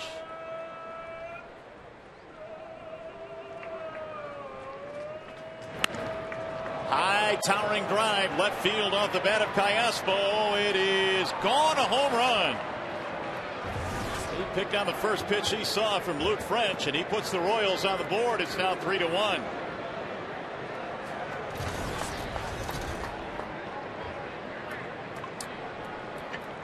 And Callaspo doesn't hit many, but he's got a real nice pure swing. Looked like a fastball right down Broadway, and he clobbered it. He Callaspo'd it. And that was his. You have a new descriptive word now. He Callaspo'd it. It's his 6th home run of the year, and that's looped into center field. That's going to drop. Base hit. Well, that may be it. They may have to go get him. Well, the tying run's going to come to the plate. We'll see what Leland wants to do. Well, he's left-handed. The right fielder, Mitch Meyer. Just a matter of whether he feels like French has got enough in his tank to go after Meyer, or does he need to go after? Mitch Meyer 0 for 2, and it appears he's going to face French. No, or not. Here comes Leland. He waited as long as he possibly could, and now he's going to signal for Fute-Ni. This is what Sparky Anderson would do. If you're a starting pitcher, and I'm not saying that Leland is thinking like Sparky, but if you have pitched as well as French has pitched today, then the manager would not allow you to face the tying or winning run. They want you to leave with a good taste in your mouth. Sparky did this all the time. Wall side windows pitching change, and a standing O for Luke French.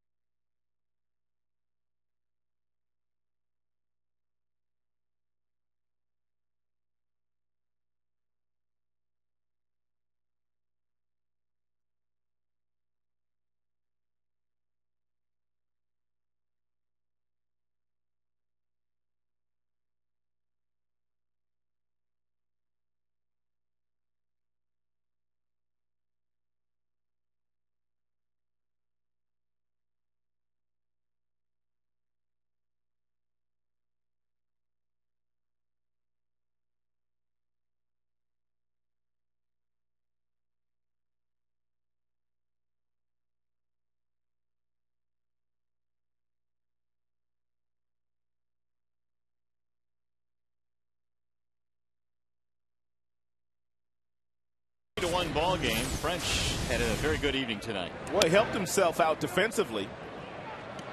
And he also got a couple of strikeouts in the game. This is a bullet right back at him. He's able to stab it and get the out. And they're having some fun with him. Verlander joking with him.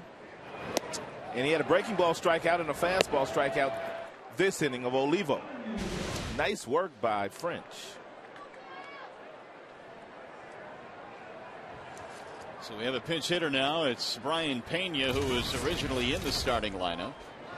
And he will face Fute Ni.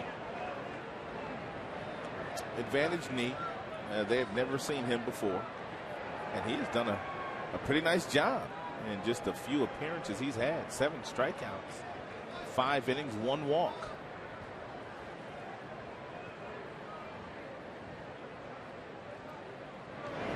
Ooh. Nice change piece. That hurt my elbows. Of course, Ni, the first Taiwanese pitcher to ever put on a Tigers uniform. He was like, what was that? 326 for Brian Pena. Ground ball left side. Inge has it. This could be 2. There's 1. There's 2. The pick by Cabrera. Nice job by Ni. 5, 4, 3.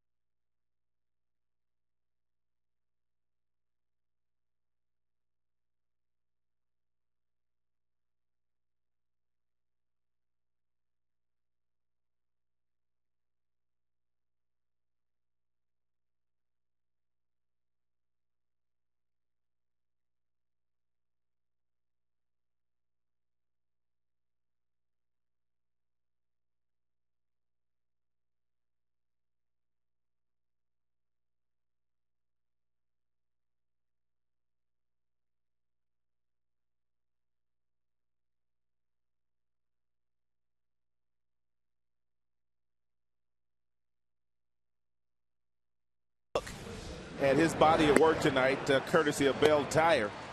Boy, is he filthy. Tigers are fortunate they got him early, because once he settled in, he was throwing some pinpoint fastballs on the outside corner, inside corner. Tremendous depth with a breaking ball. 9 strikeouts for Zach Greinke. 9 of them. What a pitcher.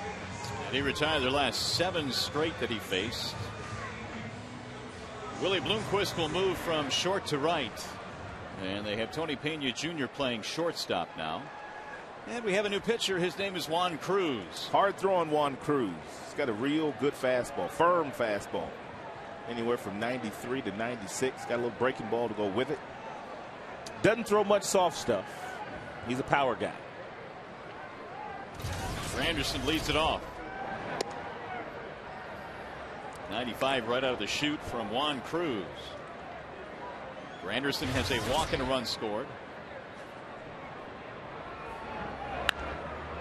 Lifted back out of play. 1 ball and 1 strike. Curtis in the series 3 out of 12. He's moving in on a little plateau of his own. 100 home runs. He's 10 away. The 1-1 pitch. Swing and a miss.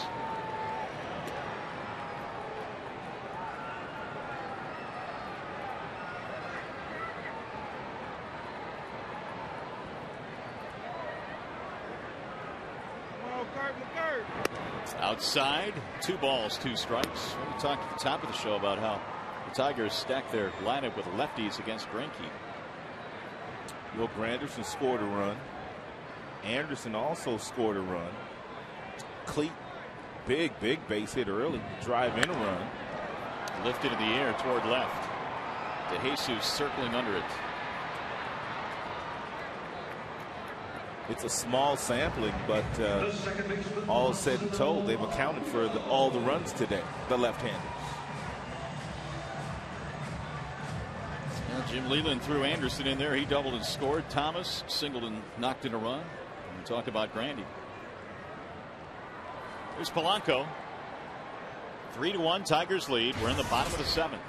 They have not scored since getting a run in the 2nd. The hook misses inside. 1-0.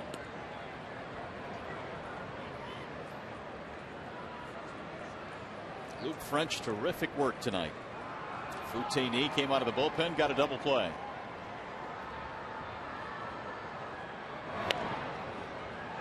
If the score stays the same, French will get his first shaving cream pie tonight. Well, he will.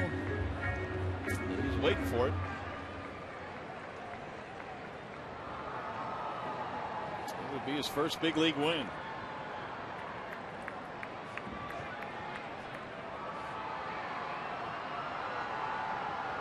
Inside, almost hit him.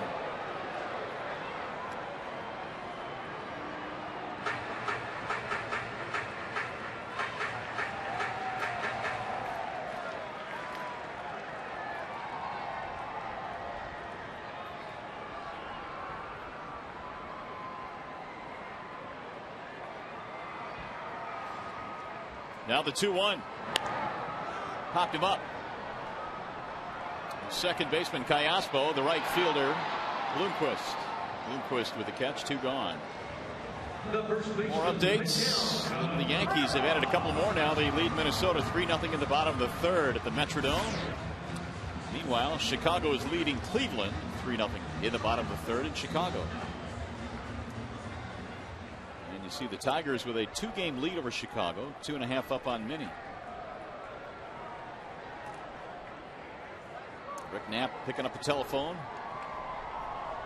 Tigers bullpen is busy. As Cabrera fouls one off.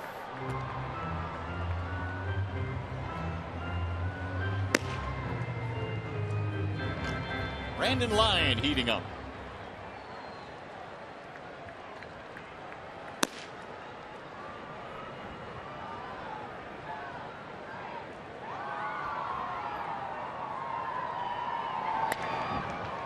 Go foul. 0-2 now on Cabrera, who extended his hitting streak to 9 straight with a base hit back in the 3rd, and now Cabrera twice this year has had a 9-game hitting streak.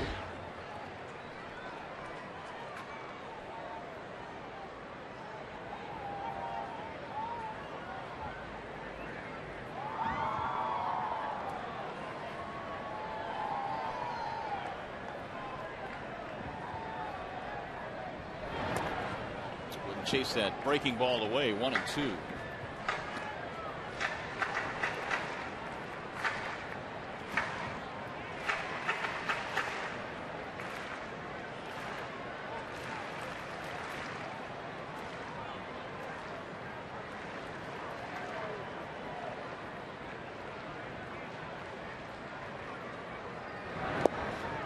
Two balls, 2 strikes. Of course, it's going to be an exciting time once the second half kicks into gear. Not only the All-Star break coming up, but then you head toward the trading deadline, and that's when the rumors start to fly. Teams trying to improve themselves, and up to July 31st, it can get fun trying to follow what's happening around big league baseball.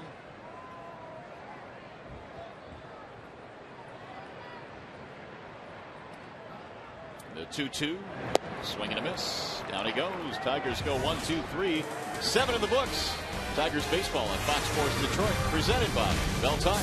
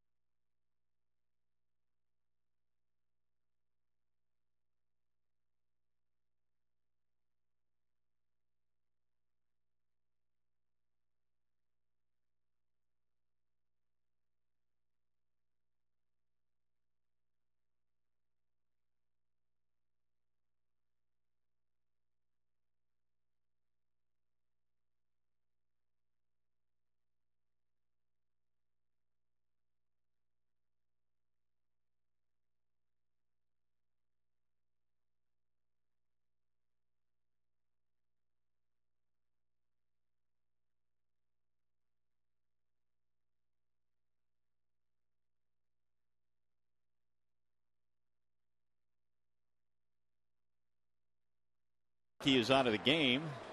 The Tigers got 3 early runs against him, but nothing after that.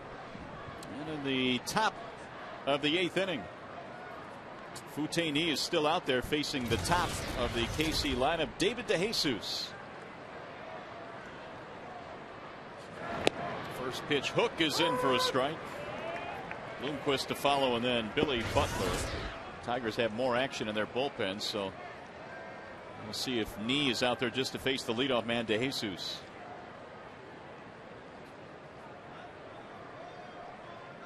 The 0-1. Just off the inside part of the plate. 1-1 on David DeJesus. Nee came on, got the double play ball from the pinch hitter Pena in the 7th.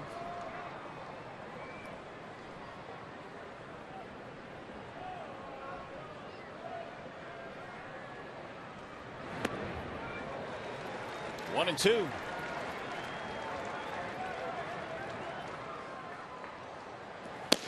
C has joined Lion. Sea Lion.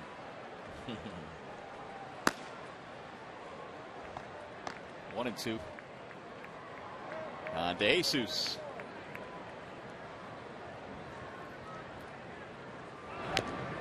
Tipped it foul.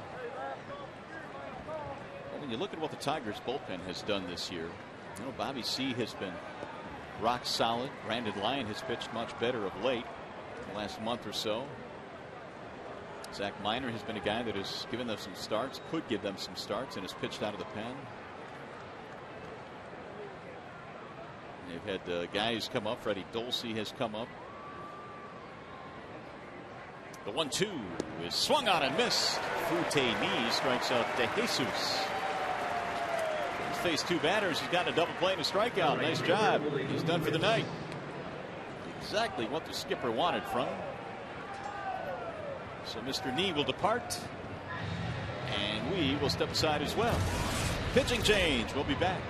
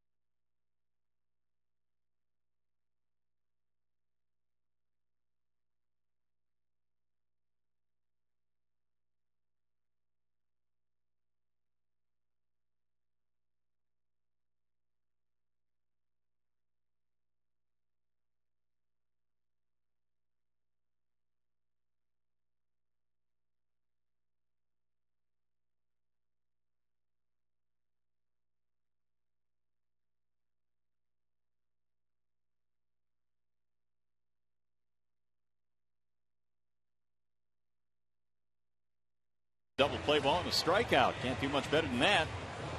And he'll turn the baseball over now to Brandon Lyon, who will take over with 1 out, nobody on in the 8th. Tigers holding on to a 2-run lead. This was a nice sign by David Dombrowski. Lyon had 26 saves last year for the Arizona Diamondbacks. Most of those saves came the first half of the year. And he struggled out of the gate here in his first tour of duty in the Motor City, but his last 20 outings, he has settled in nicely. Bloomquist takes one right down the middle for strike 1. Whenever the Tigers have a lead late, and Lyon is in the mix. And he's in there tonight in the 8th inning. Breaking ball and a beauty. 0-2. He's got that real slow breaking ball at 75 to 78 miles an hour. He's got a cutter he throws as well in the high 80s, along with a real good four-seam fastball. And he throws a lot of strikes. He doesn't usually beat himself. Always a good thing when you're pitching late in games. Throw strikes. 1-2. Bloomquist 0 for 3. 2-2. Good pitch right there. He can go right back in there and get the strikeout if he catches the inner part of the plate. It's the last pitch Bloomquist is looking for.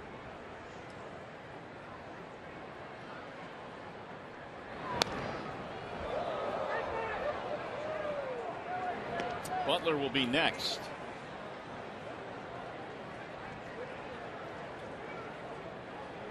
Lyon trying to take care of Bloomquist here. Yeah, you don't want any runners on base when Butler comes up. Tigers pitching has had only 3 strikeouts tonight. Make it 4. 2 gone. First strikeout for Brandon Lyon. The first baseman, Billy Butler.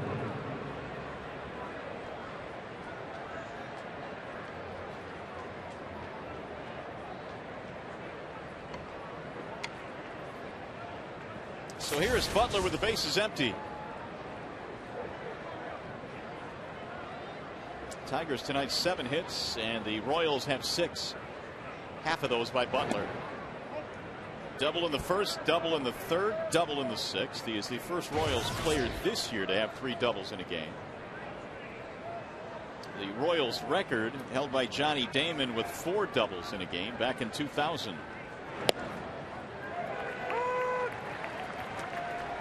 1-1.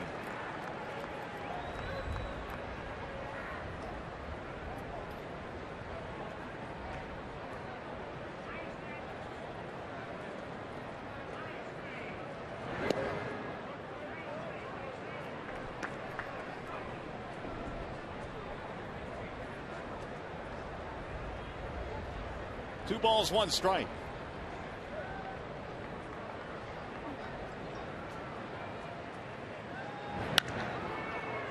In the air toward right field. Long run for Thomas. Coming hard. He'll slide, and it's foul. Butler made a bid the other way. Cleat going full bore after it. 2-2 on Butler.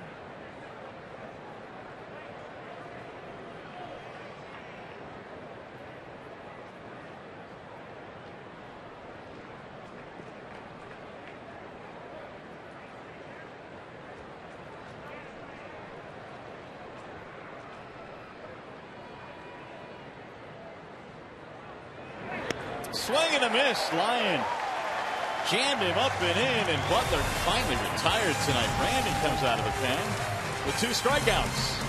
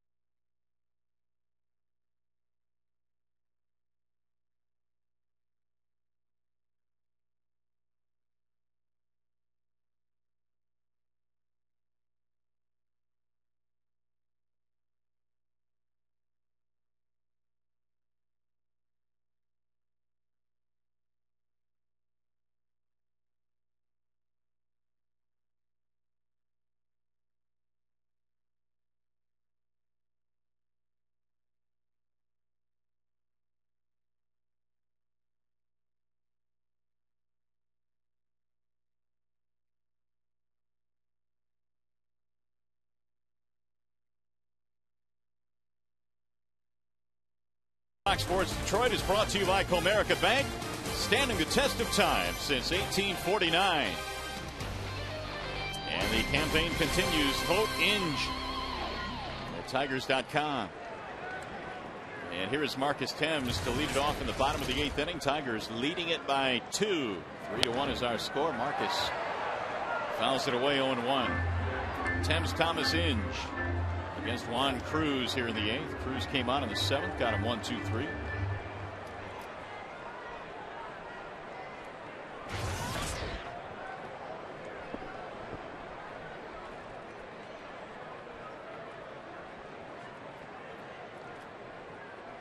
The 0-1. Good pitch, but it just missed. A little slider that looked like it nipped the outside corner. Did not, though.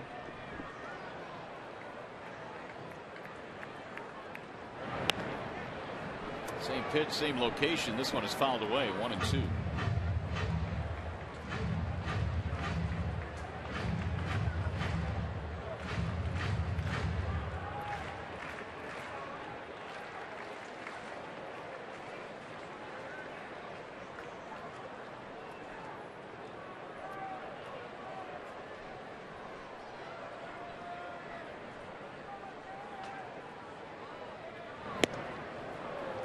One away, and Cruz has his second strikeout. He fanned Cabrera in the 7th, and now Thames here in the 8th. Tigers pitchers struck out quite a few.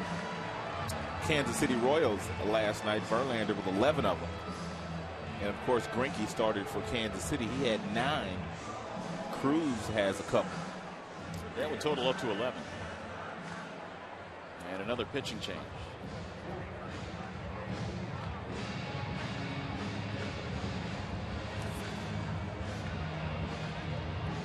John Bale comes trotting in. The Royals bullpen out beyond the left field wall. Well, Tigers have a 24-12 record at Comerica Park. And you can see all the little bullet points there point to very positive numbers for the Tigers in Comerica Park. How about that bottom one? 45 of their last 79 games right here at home. It's going to be big. At least I think it will be. Coming into this series, and I didn't know this, the Tigers had played the fewest amount of home games of any team in the American League. Well, I thought they might be high on that list. I didn't realize they had the fewest, though. Here are the numbers on John Bale. You know, that's something that Jim was talking about as well last night. The fact that, and he wasn't making any excuses for his team when he was kind of giving the update, sort of the, you know, grading his team on their first half. He was talking about the fact that they had about 3 trips of 10 days where they had, like, you know, 3 different cities, time zones, you name it. But he says his team, all said and done, still in first place. So he was happy about that.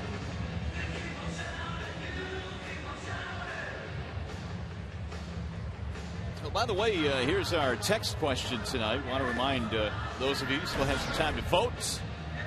And we want to get your opinion here this evening on which of these pitchers is the best starting pitcher in the American League. Is it Greinke, Halladay, Beckett, or Verlander? You can text A, B, C, or D to 37338.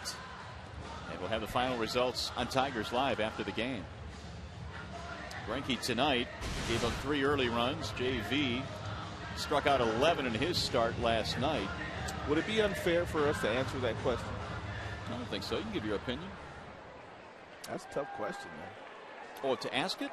No, I mean, to ask it? To answer it, I guess. Answer it? Who would you think? Who would you pick? I don't know. I mean, that's hard. I don't know. I mean, you want to pick that guy there, Verlander, because he's our guy. But, you know, Halladay's been a machine. And Greinke is still tremendous no matter what happened today. And he still had a quality start.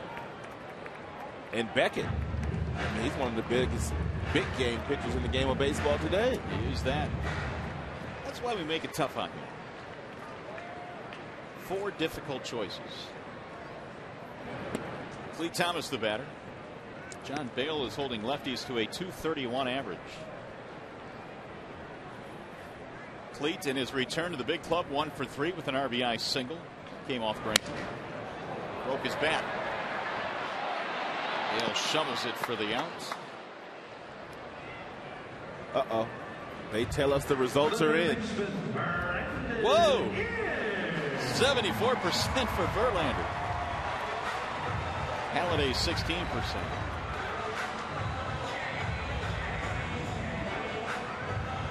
One thing about all the guys on that list, A, B, C, and D, they are all true #1 pitchers.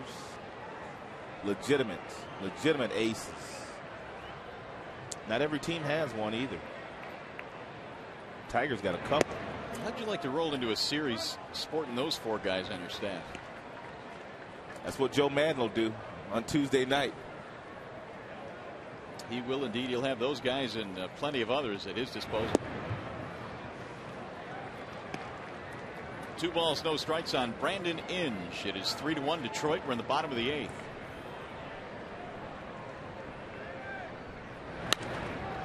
Lifted back out of play, 2-1.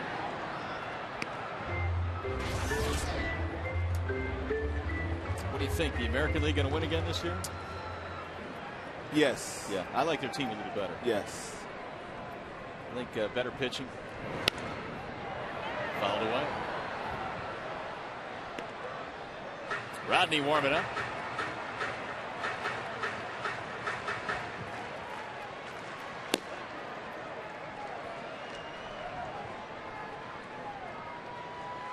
Now the 2-2 pitch. Got him, strike 3. So Bale retires the 2 men he faces. We are going to the 9th inning. Guillen, Tien, and Olivo coming up.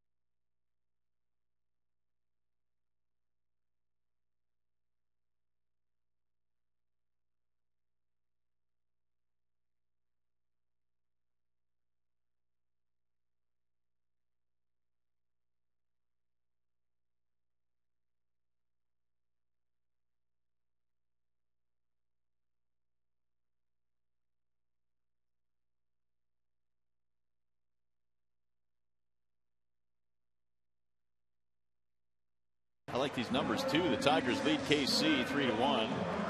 Butler, big night. Luke French, great job tonight by Luke. 6 1/3, 6 hits, 1 earned run. And Greinke, as you said earlier, although it wasn't classic Greinke, he did throw a quality start today. Well, they got him early.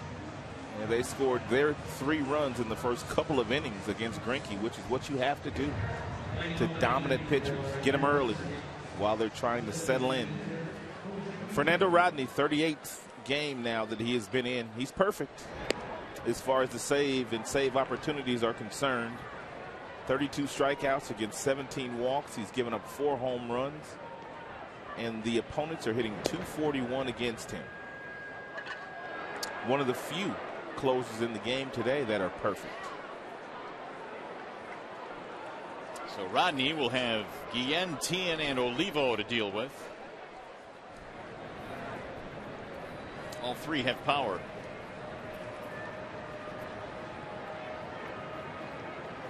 $29,000 fans watching this one here tonight as the Tigers look for the final 3 outs and take 2 out of 3 from KC.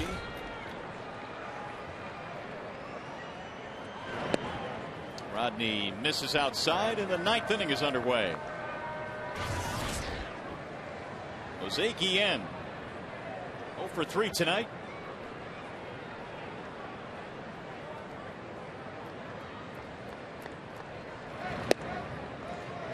There's a strike.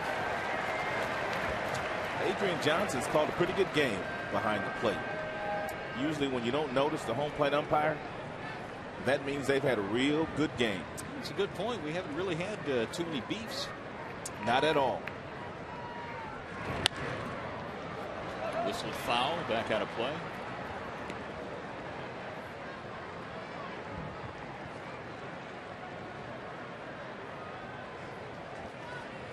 One and two on Jose Guillen. Rodney's 18 saves. Good for sixth, tied for sixth in the American League. Brian Fuentes 24, Joe Nathan 22, Papelbon 21. Your top three. He was late.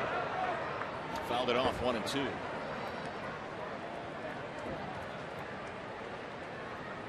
Guillen got lucky there. And usually when you're sitting on a changeup and a guy throws you a fastball, you can't catch up to it. But he was at least able to foul that off. Sitting on a changeup from Rodney.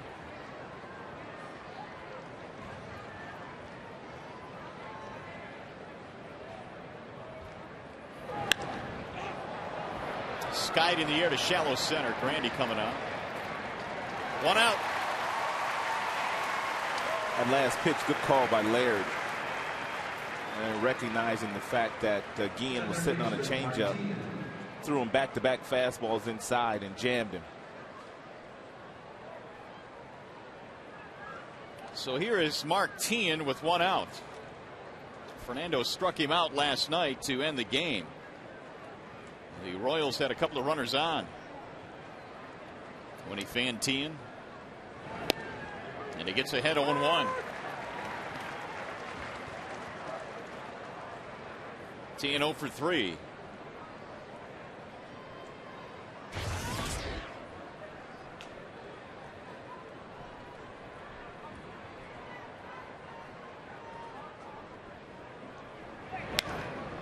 Now it's 0-2. 97 from Fernando Rodney.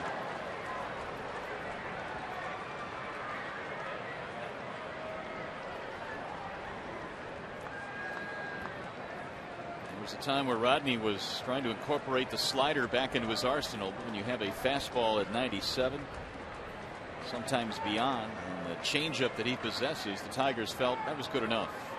No need to muddy the picture by adding a third pitch. That last fastball at 98.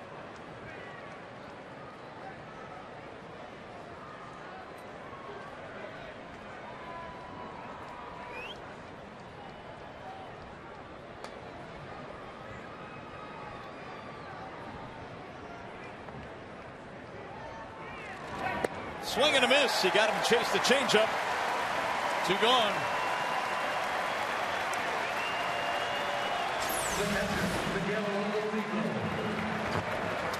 Legitimate swing and miss pitch.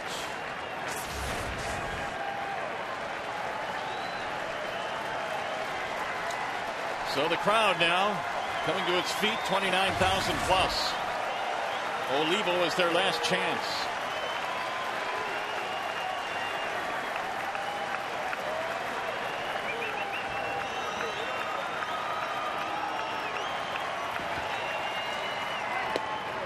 Strike one.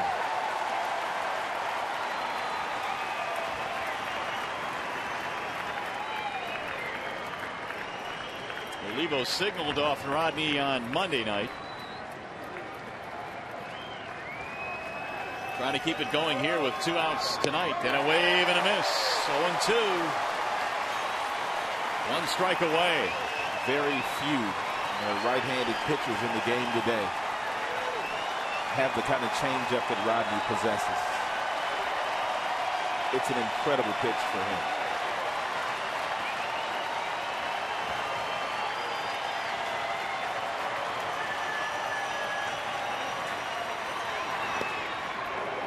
Missed outside.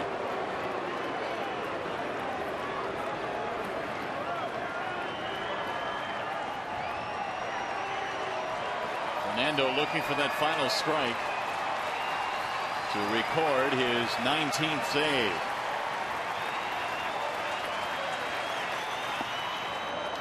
There's another changeup that missed low and away, and now 2-2.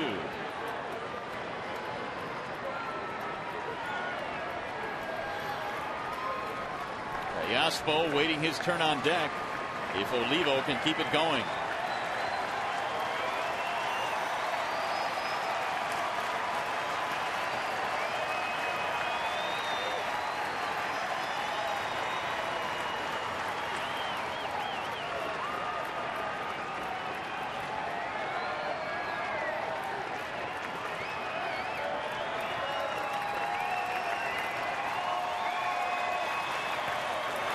Swing and a miss. He struck him out.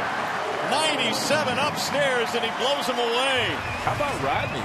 1, 2, 3, 9th here tonight. Just the way you like it. Tigers bullpen 5 2/3 consecutive scoreless innings the last 2 nights. They get it done again tonight.